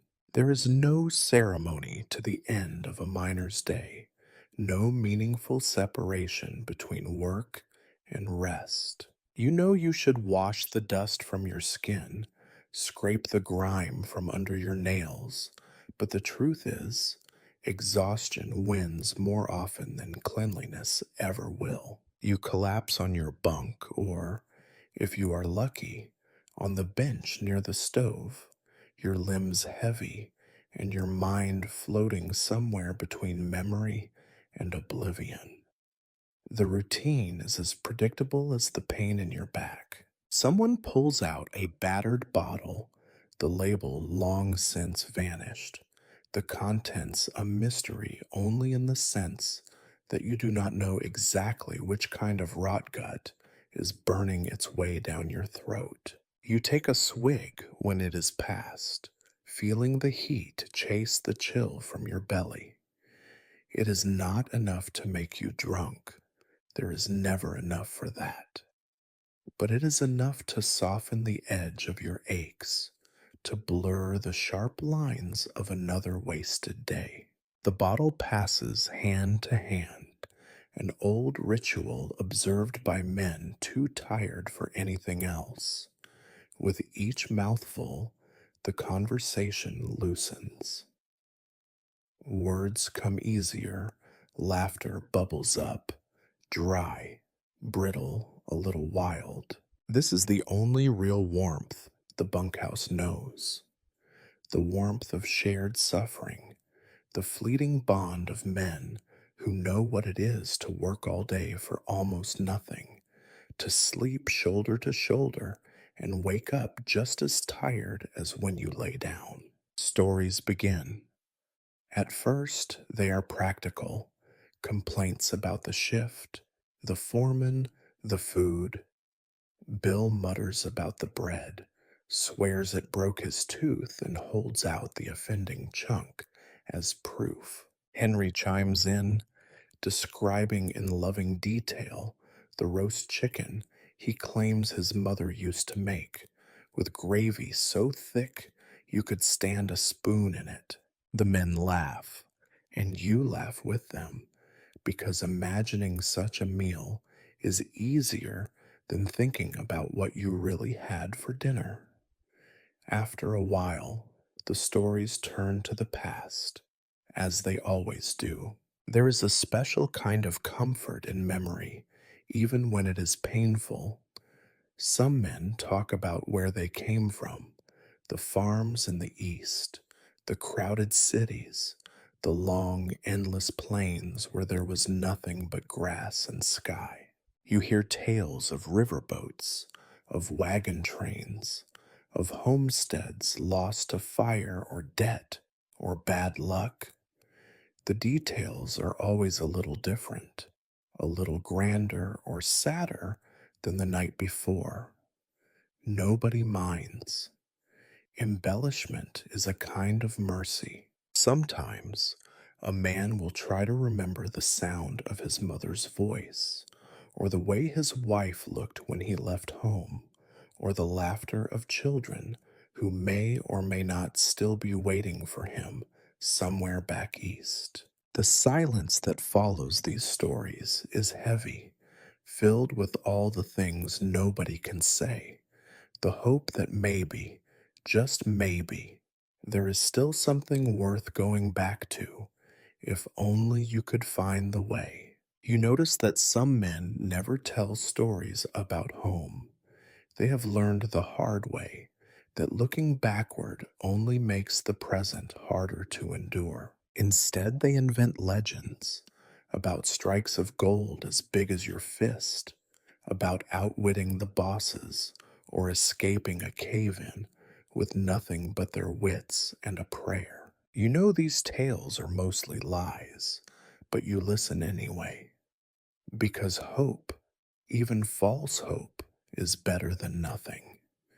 A few men keep to themselves, nursing their drink in silence, their eyes fixed on the floor. Maybe they have no past they care to remember, or maybe the bottle is all the comfort they need.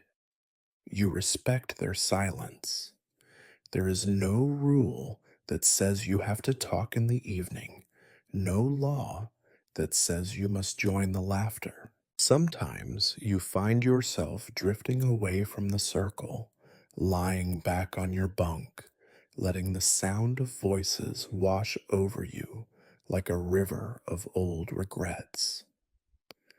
Now and then, the talk turns dark. The names of lost friends come up, men swallowed by the mine, or broken by the work, or vanished down the road in search of something better. Someone raises a toast to the dead, and you all drink, because it is the only thing you can do. The dead do not care, but you do, more than you want to admit. As the bottle empties, the stories fade, replaced by silence and the slow shuffle of men getting ready for bed. Some men pray, heads bowed and lips moving in the half light. Others simply stare into space, their faces unreadable. The world outside is quiet, too quiet sometimes, when you remember the noise of the day. You wonder if you will dream, and if you do, whether you will wake up gasping, heart pounding, certain for a moment that the roof has come down at last. Before sleep, you let your mind wander back, just for a moment, to whatever life you had before the mine. You remember a hot meal, a clean bed, the sound of rain on a tin roof, a dog barking somewhere far away. These memories do not bring comfort. They are like splinters, sharp and impossible to ignore. The lantern is turned down low, the room settling into uneasy darkness. The bottle, now empty, is set aside for tomorrow night. The stories are packed away, along with the pain and the hunger and the fear. All that is left is the hope that the morning will be kinder, though you know it will not be. You pull your blanket up, turn your face to the wall, and let the voices and memories drift away. The evening routine is over. All that remains is the long dark and the certainty that the stories will wait for you, just like the mine, patient and hungry and never quite full. There are few joys to be found in the mine, and most of them are so small, so fleeting, that you might miss them if you are not paying attention.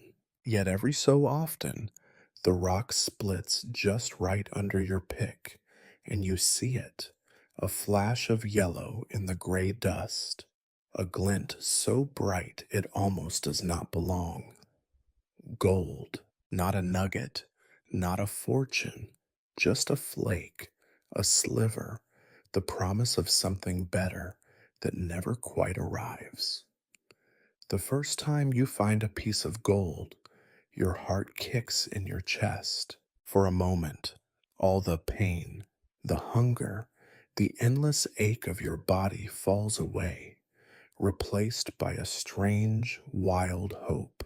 You rub the flake between your fingers, marvel at how it catches the lamplight, feel the thrill that maybe, just maybe, you have turned your luck.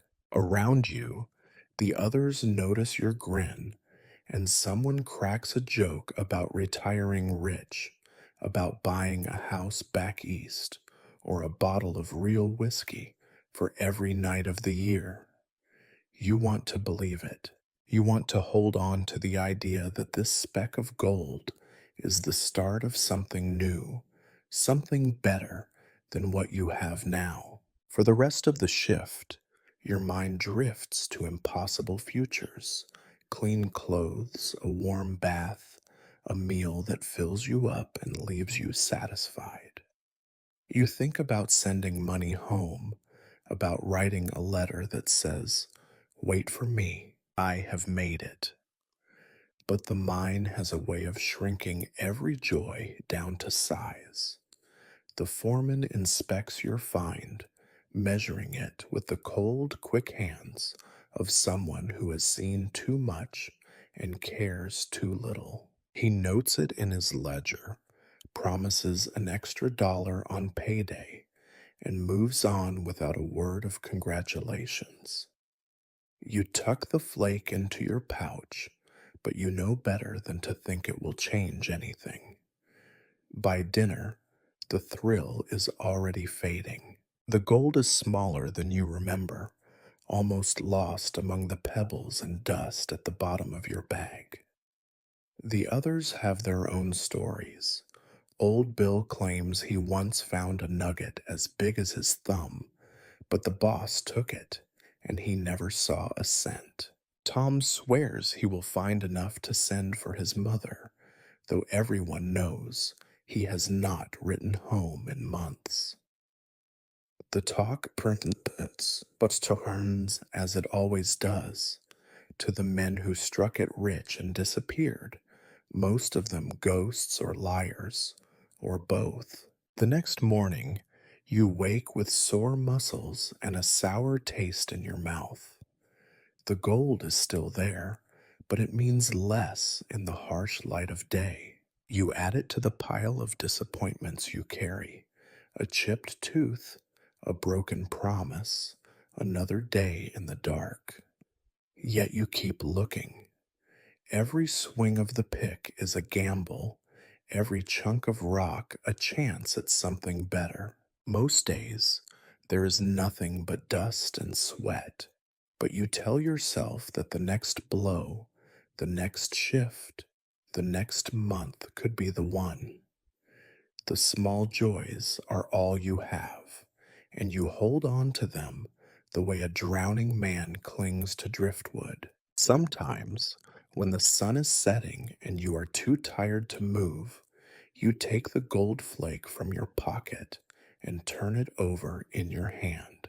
You study it, pretending for a moment that it is worth something more than a day's pay, that it can buy you out of the mine, out of this life. The feeling never lasts, but for those few seconds, you are almost happy. You are not the only one who finds small joys in the mine. For some, it is a letter from home or the memory of a child's laugh. For others, it is a good hand of cards, a lucky throw of the dice, or the rare night when the stew is thick enough to hide a sliver of meat. These are the moments that keep you going, that break up the monotony and misery, that remind you you are still alive, no matter how hard the mind tries to convince you otherwise. You know better than to hope for too much. The gold flakes come and go, just like the men. Most are spent before you ever see the money. A dollar here, a drink there, a patch for a boot that leaks, or a letter sent home with a few extra coins folded inside. The dreams are always bigger than the reality, but you hold on to the small joys. You tuck them away, hide them from the cold eyes of the foreman and the cruel hands of fate. They are yours for as long as you can keep them. The mind can have your sweat, your blood, your youth. It can have your lungs and your hope and your strength. But it cannot take the glint of gold in the dark, or the brief, stubborn thrill that rises in your chest when you find it. You close your hand around the flake, feel its sharp edges press against your skin, and let yourself dream for a minute, for an hour, for as long as the night lasts. Tomorrow, the dust will come back, the aches will return, and the mind will take up its old hunger. But tonight, you have a piece of gold, and for now, that is enough. The mind takes its toll in slow, grinding ways, and in sudden, violent ones. Sickness and injury are as much a part of your life as dust and darkness. Every day, you see the evidence written in the bodies and faces around you, the coughs that do not stop, the limps that never heal, the eyes that grow dull and hopeless as the weeks turn to months and the months turn to years. You learn to recognize the sound of illness, a wet, rattling cough from the next bunk, a sharp gasp when a man bends to pick up his boots, the low moans that drift through the barracks long after midnight. Some men wake up sweating, shivering, feverish. Others simply stop waking up at all. You watch as Tom, once the youngest and strongest in the crew, coughs blood into his handkerchief and tries to hide it, fear in his eyes, because he knows what happens next. The doctor comes when he is called, but his medicine is little more than whiskey and hope.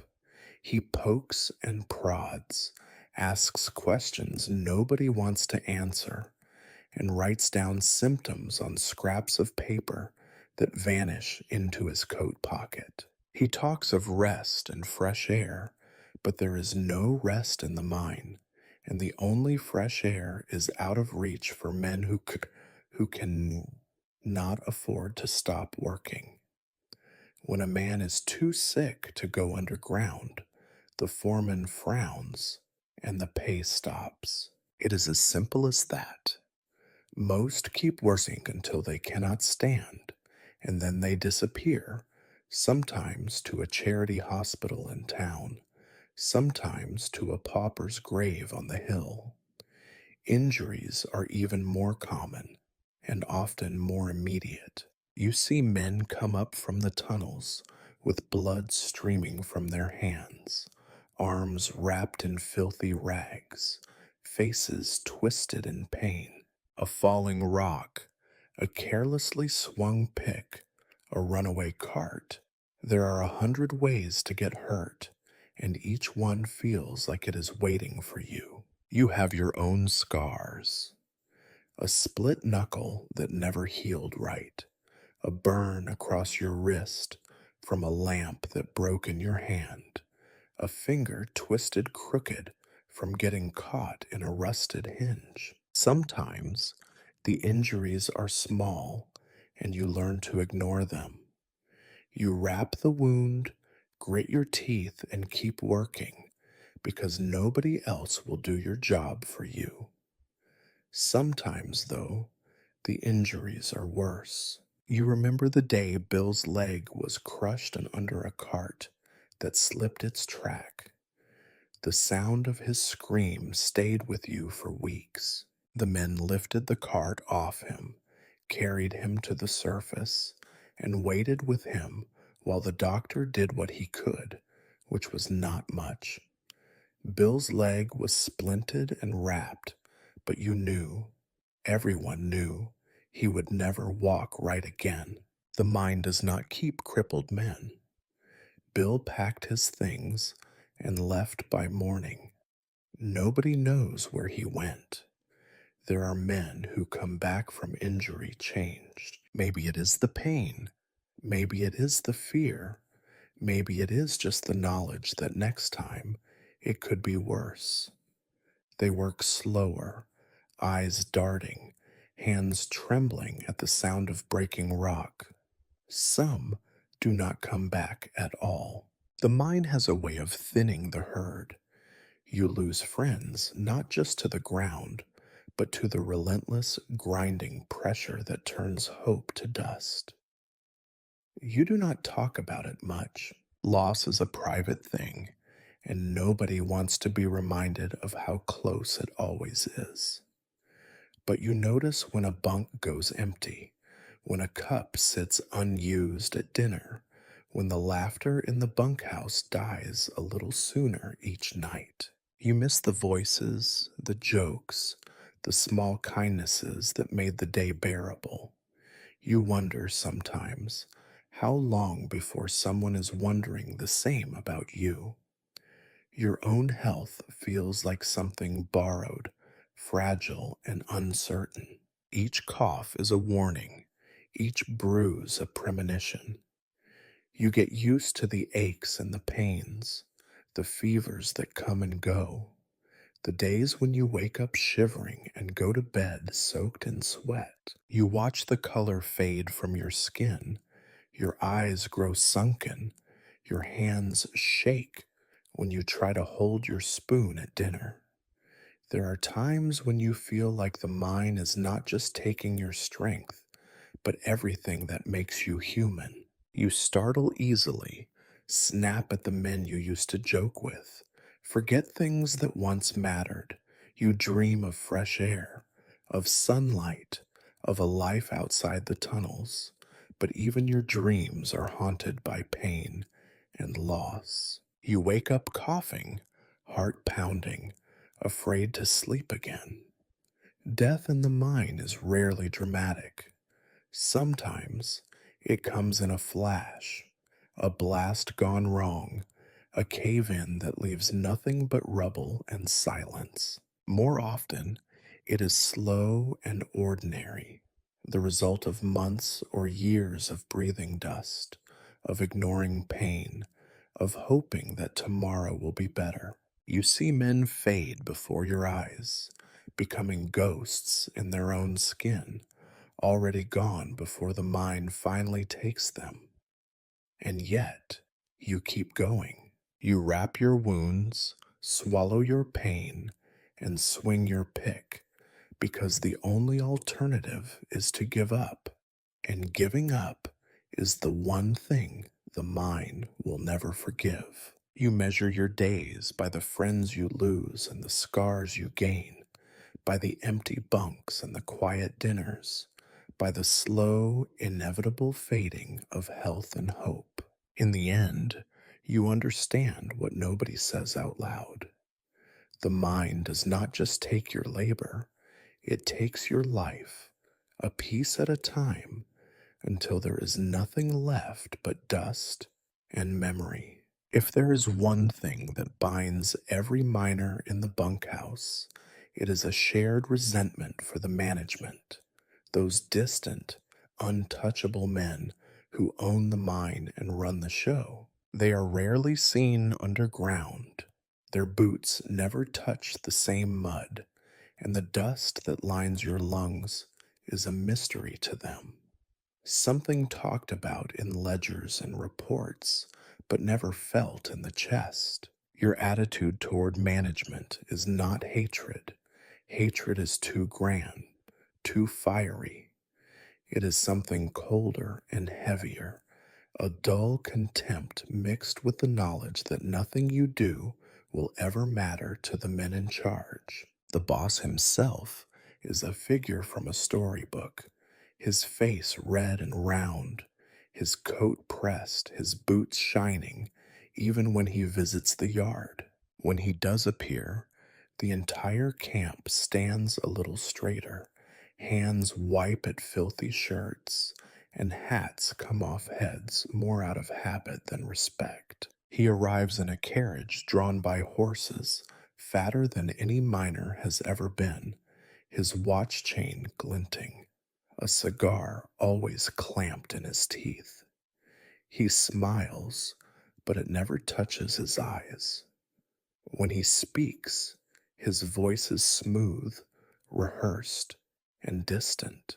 Good men, he says, honest work. You know he would not remember your name if his life depended on it.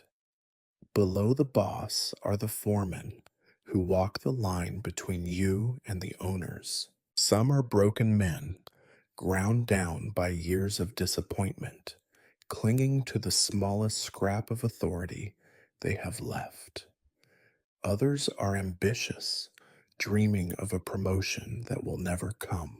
All of them carry ledgers and pencils, always watching, always counting, picking up the dropped shovels, scolding the slow, making notes in their books. You never know what they write, but you know it is never good. Wages are the most bitter joke of all. You work until your hands bleed and your back screams, and when payday comes, the envelope is lighter than you hoped and lighter than you need. There is always a deduction, money for broken tools, for tobacco bought on credit, for boots patched at the company store.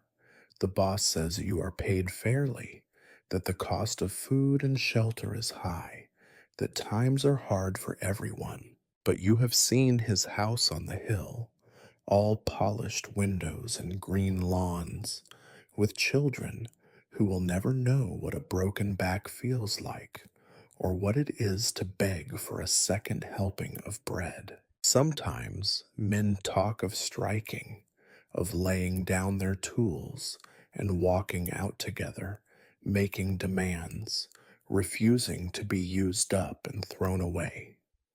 The talk is always quiet, full of nervous glances and unfinished sentences. You know what happens to men who make trouble. There are stories. A man fired for speaking up, a family evicted from their home, a warning delivered late at night by men who do not give their names. You dream of justice, but you know that in the mine, justice is just another word for dream.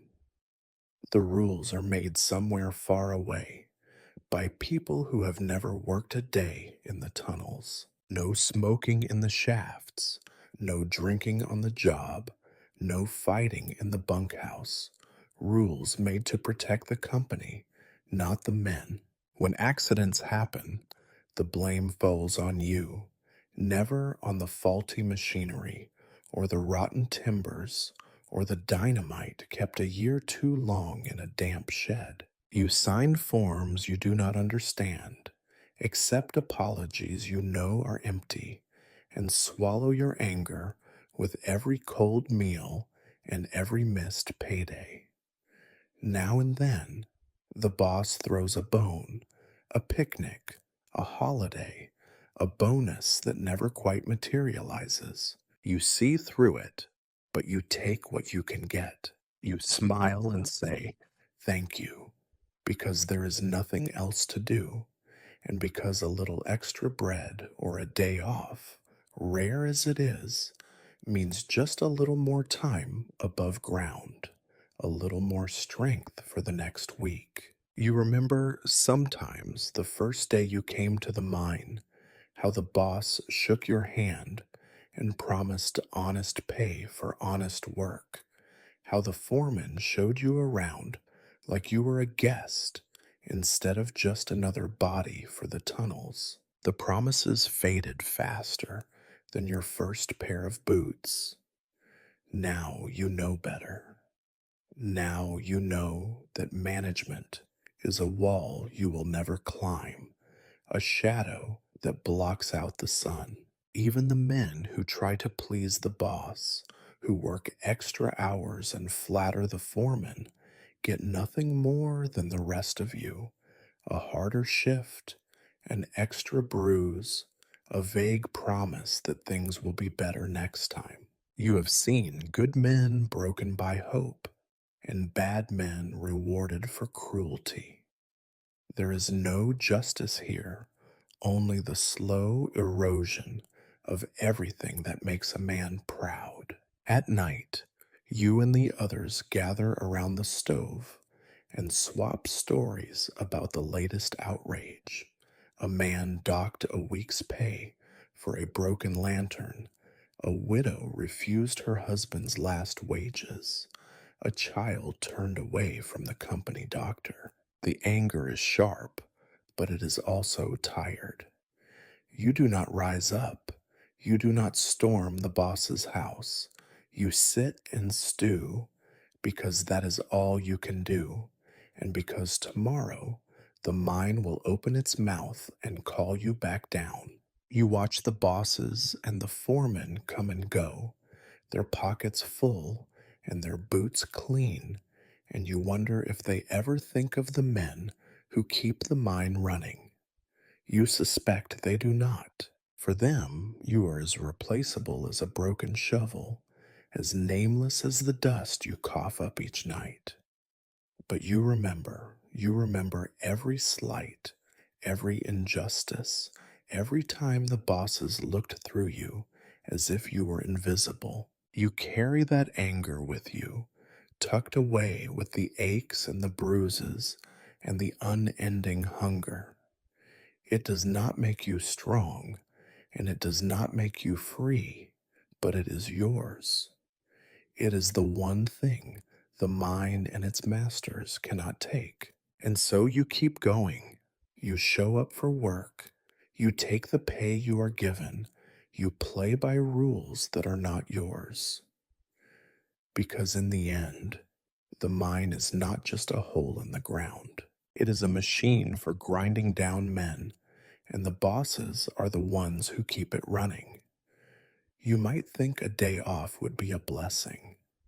After all, you work until your body fails, your hands ache, and your lungs are raw. A day with no shift, no tunnels, no foreman shouting in your ear. What could be better? But days off in the mining camp are like everything else here: a promise that dissolves as soon as you reach for it, a chance to remember just how tired and empty you really are. When word spreads that tomorrow will be a holiday, maybe the 4th of July, or some saint's day, or just because the bosses have decided to show a little mercy, there is a murmur in the barracks. Men joke about sleeping until noon, about feasting and drinking, about finding a card game that lasts till sunrise. They talk about cleaning themselves, riding home, even walking into town to see something besides wood, mud and stone. There is a brief, dangerous hope that the world might feel different, if only for a day. But morning comes the same as always. You wake to the same aches, the same cough, the same restless hunger. The bunkhouse is still crowded, the air still stale. The sun through the window is no brighter. Most men cannot sleep in, even when they try. The habit of rising early is too deep, the fear of being late too strong. You sit up, rub your eyes, and realize that the silence of a morning without work is not peaceful at all. It is heavy, full of things you do not want to think about. Breakfast is no better than usual. The bread is still hard, the coffee still weak, the water still tinged with rust. Without the rush to the mine, men linger over their cups, and conversation is stiffer than ever. Without the constant grind of work, you notice how thin Tom looks, how gray Bill's hair has gone, how nobody seems to have the energy for a proper laugh. The quiet is awkward, and you find yourself missing the familiar, angry rhythm of a normal day. Some men try to make something of the time. They shave, scrub at their faces and hands until the skin stings, change into shirts that are only slightly less stained than their everyday clothes. Others head outside, pacing the muddy yard, squinting at the sky as if it might have changed overnight. You see a few men standing by the fence, talking about home, about farms and fields, about wives and children they may never see again. The talk drifts off. Everyone knows that, for most of you, the world outside is as far away as the moon. You try to fill the hours, but there is not much to do. The camp is too small to explore. The town, such as it is little more than a few shacks, a store with prices no miner can afford, a saloon where the whiskey burns, and the company men watch you too closely. If you have a little money, you might risk a drink or a hand of cards, but most men know better than to wager more than they can lose. Some gather for a ball game or a wrestling match, putting on a show of strength and cheer that fools nobody. The ground is too hard, the air too thin. Even games feel like work when your muscles are spent. Children from the edge of town appear, watching with wide eyes, but you see in them the same tiredness that lives in their fathers. If you have letters to write, you struggle for words. What is there to say? I am still alive. I miss you. The work is hard. You leave the page half filled, staring at the stains from your fingers, at the way the ink smears across the paper. The words feel small, useless against the weight of everything you cannot describe. Meals on a day off are no better than the rest. The cook makes a show of serving something different, maybe a thin soup with a little meat, or bread that is almost fresh. The men gather, eating in silence or with forced jokes about feasts and banquets. The food fills your belly, but not your heart. The feeling of celebration never quite arrives. Some men drink, hoping to drown the disappointment. Others lie in their bunks, staring at the ceiling, letting the hours drift past. You watch the sun crawl across the sky, and the day begins to feel longer than any shift you have ever worked. Time stretches, heavy and unkind, until you are almost grateful when the sun dips behind the hill and the routine starts again. Dinner, stories, the bottle, the slow descent into uneasy sleep. By nightfall, you realize that nothing has changed. The aches are still there, the cough is still deep, the hunger is still sharp. The day off has not refreshed you, only reminded you of what you lack: strength, comfort, hope. You find yourself longing for the familiar weight of a pick in your hand, for the mindless rhythm of work, just to push away the quiet. When the bell rings in the early dark of the next morning, calling you back to the mine, you get up like everyone else. The holiday is over, and you are almost relieved. The misery of the mine is at least predictable. The disappointment of a day off is something else, a reminder that there is no real rest here, no escape, only another day, and another, and another. So you tie your boots, sling your lunch sack over your shoulder, and walk out into the dawn. The world is the same as it ever was: gray, cold, and waiting. The day off is just one more page in a story that does not change, a brief interruption in a life defined by work and waiting. You do not hope for another holiday. Hope is a luxury you cannot afford. You take what you are given, endure what you must, and follow the others down the path to the mine, where the day is long, the work is hard, and rest is just another word for disappointment. You have lost count of the mornings. Each one is the same, grinding and gray, arriving with the certainty of a debt collector at your door. You wake not with hope, not even with dread, but with the resigned knowledge that there is nowhere else to go but down.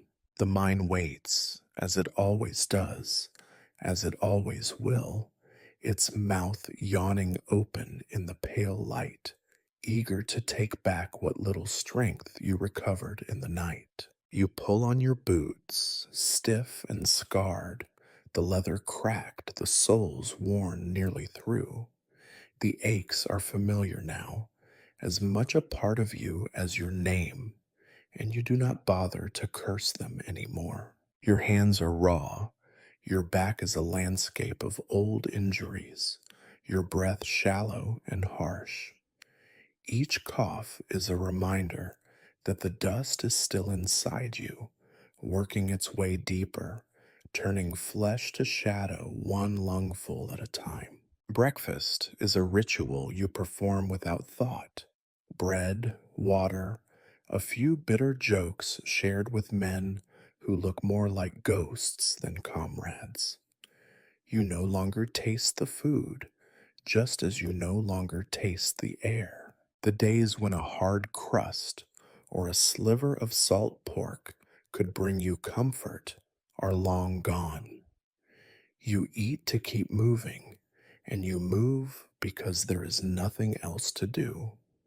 The walk to the mine is as unchanging as the work itself. Mud squelches underfoot, the sky hangs heavy, and the only color comes from the faded bandanas tied over coughing mouths.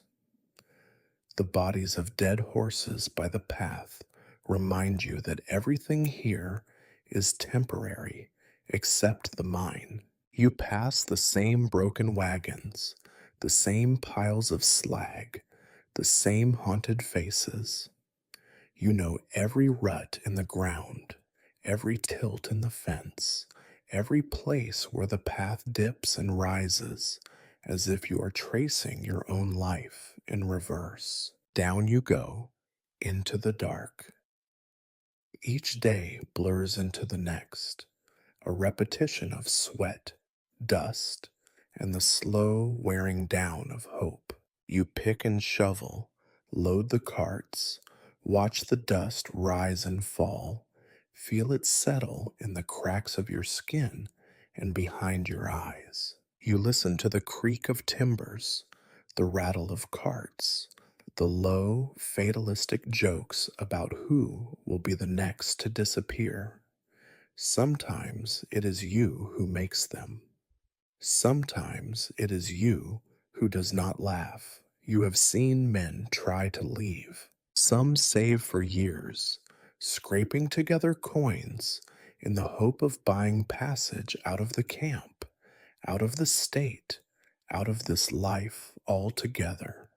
Most never make it further than the next town. Some return, broken, to beg for another chance in the tunnels. Others vanish, maybe to better things, maybe just to another kind of misery. You have thought about leaving, but the thought always fades by morning, drowned out by the weight of routine and the certainty that there is nowhere else that will have you. On the rare occasion you find a gold flake or an extra dollar in your pay, the thrill lasts only a moment. The mind gives nothing for free. Every gain is matched by a new ache, a new deduction, a new risk. You have learned not to expect more, not to hope for miracles. The world outside the mind is a rumor, a story you tell yourself when the dark feels too thick.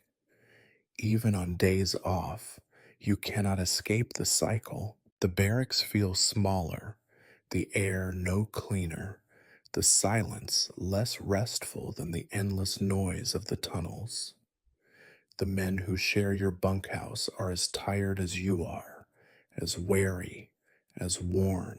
You might play cards, you might drink, you might try to remember a life before the dust and the ache and the endless repetition. But the truth is, there is nothing else now, nothing except the slow, grinding circle that brings you back again and again to the mine. You know, deep down, that the mine will outlast you. It will chew through your body, your spirit, your memory, and move on to the next desperate man, and the next, and the next. Your name will be scratched into a beam or forgotten altogether. Someone will take your bunk, your tools, your place in the line. The world above will turn, indifferent and bright, while you work and cough and ache in the dark below. Some nights, as you drift between waking and sleep, you let yourself imagine a different life, a world with soft beds and quiet mornings, with sunlight on your face and laughter that does not sound like a warning. But the dream never lasts. The morning always comes, the mine always calls, and you always answer. There is no lesson here, no redemption or reward, only the endless, unchanging routine of the work. You live in a circle carved out by your own footsteps, marked by blisters and bruises, and the slow, steady loss of everything you once hoped for. The mind is patient, and you are not the first or the last to learn that patience is the only thing it truly rewards.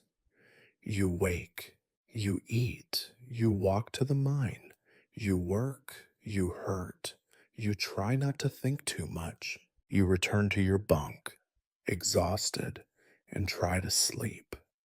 Then you do it all again. This is not a story of triumph or tragedy. It is just life, such as it is, on the edge of the world, hard, dirty, endless, and utterly your own, right up until the day you do not wake up and someone else ties your boots, slings your sack, and takes your place in the line. The circle closes and the mine keeps turning,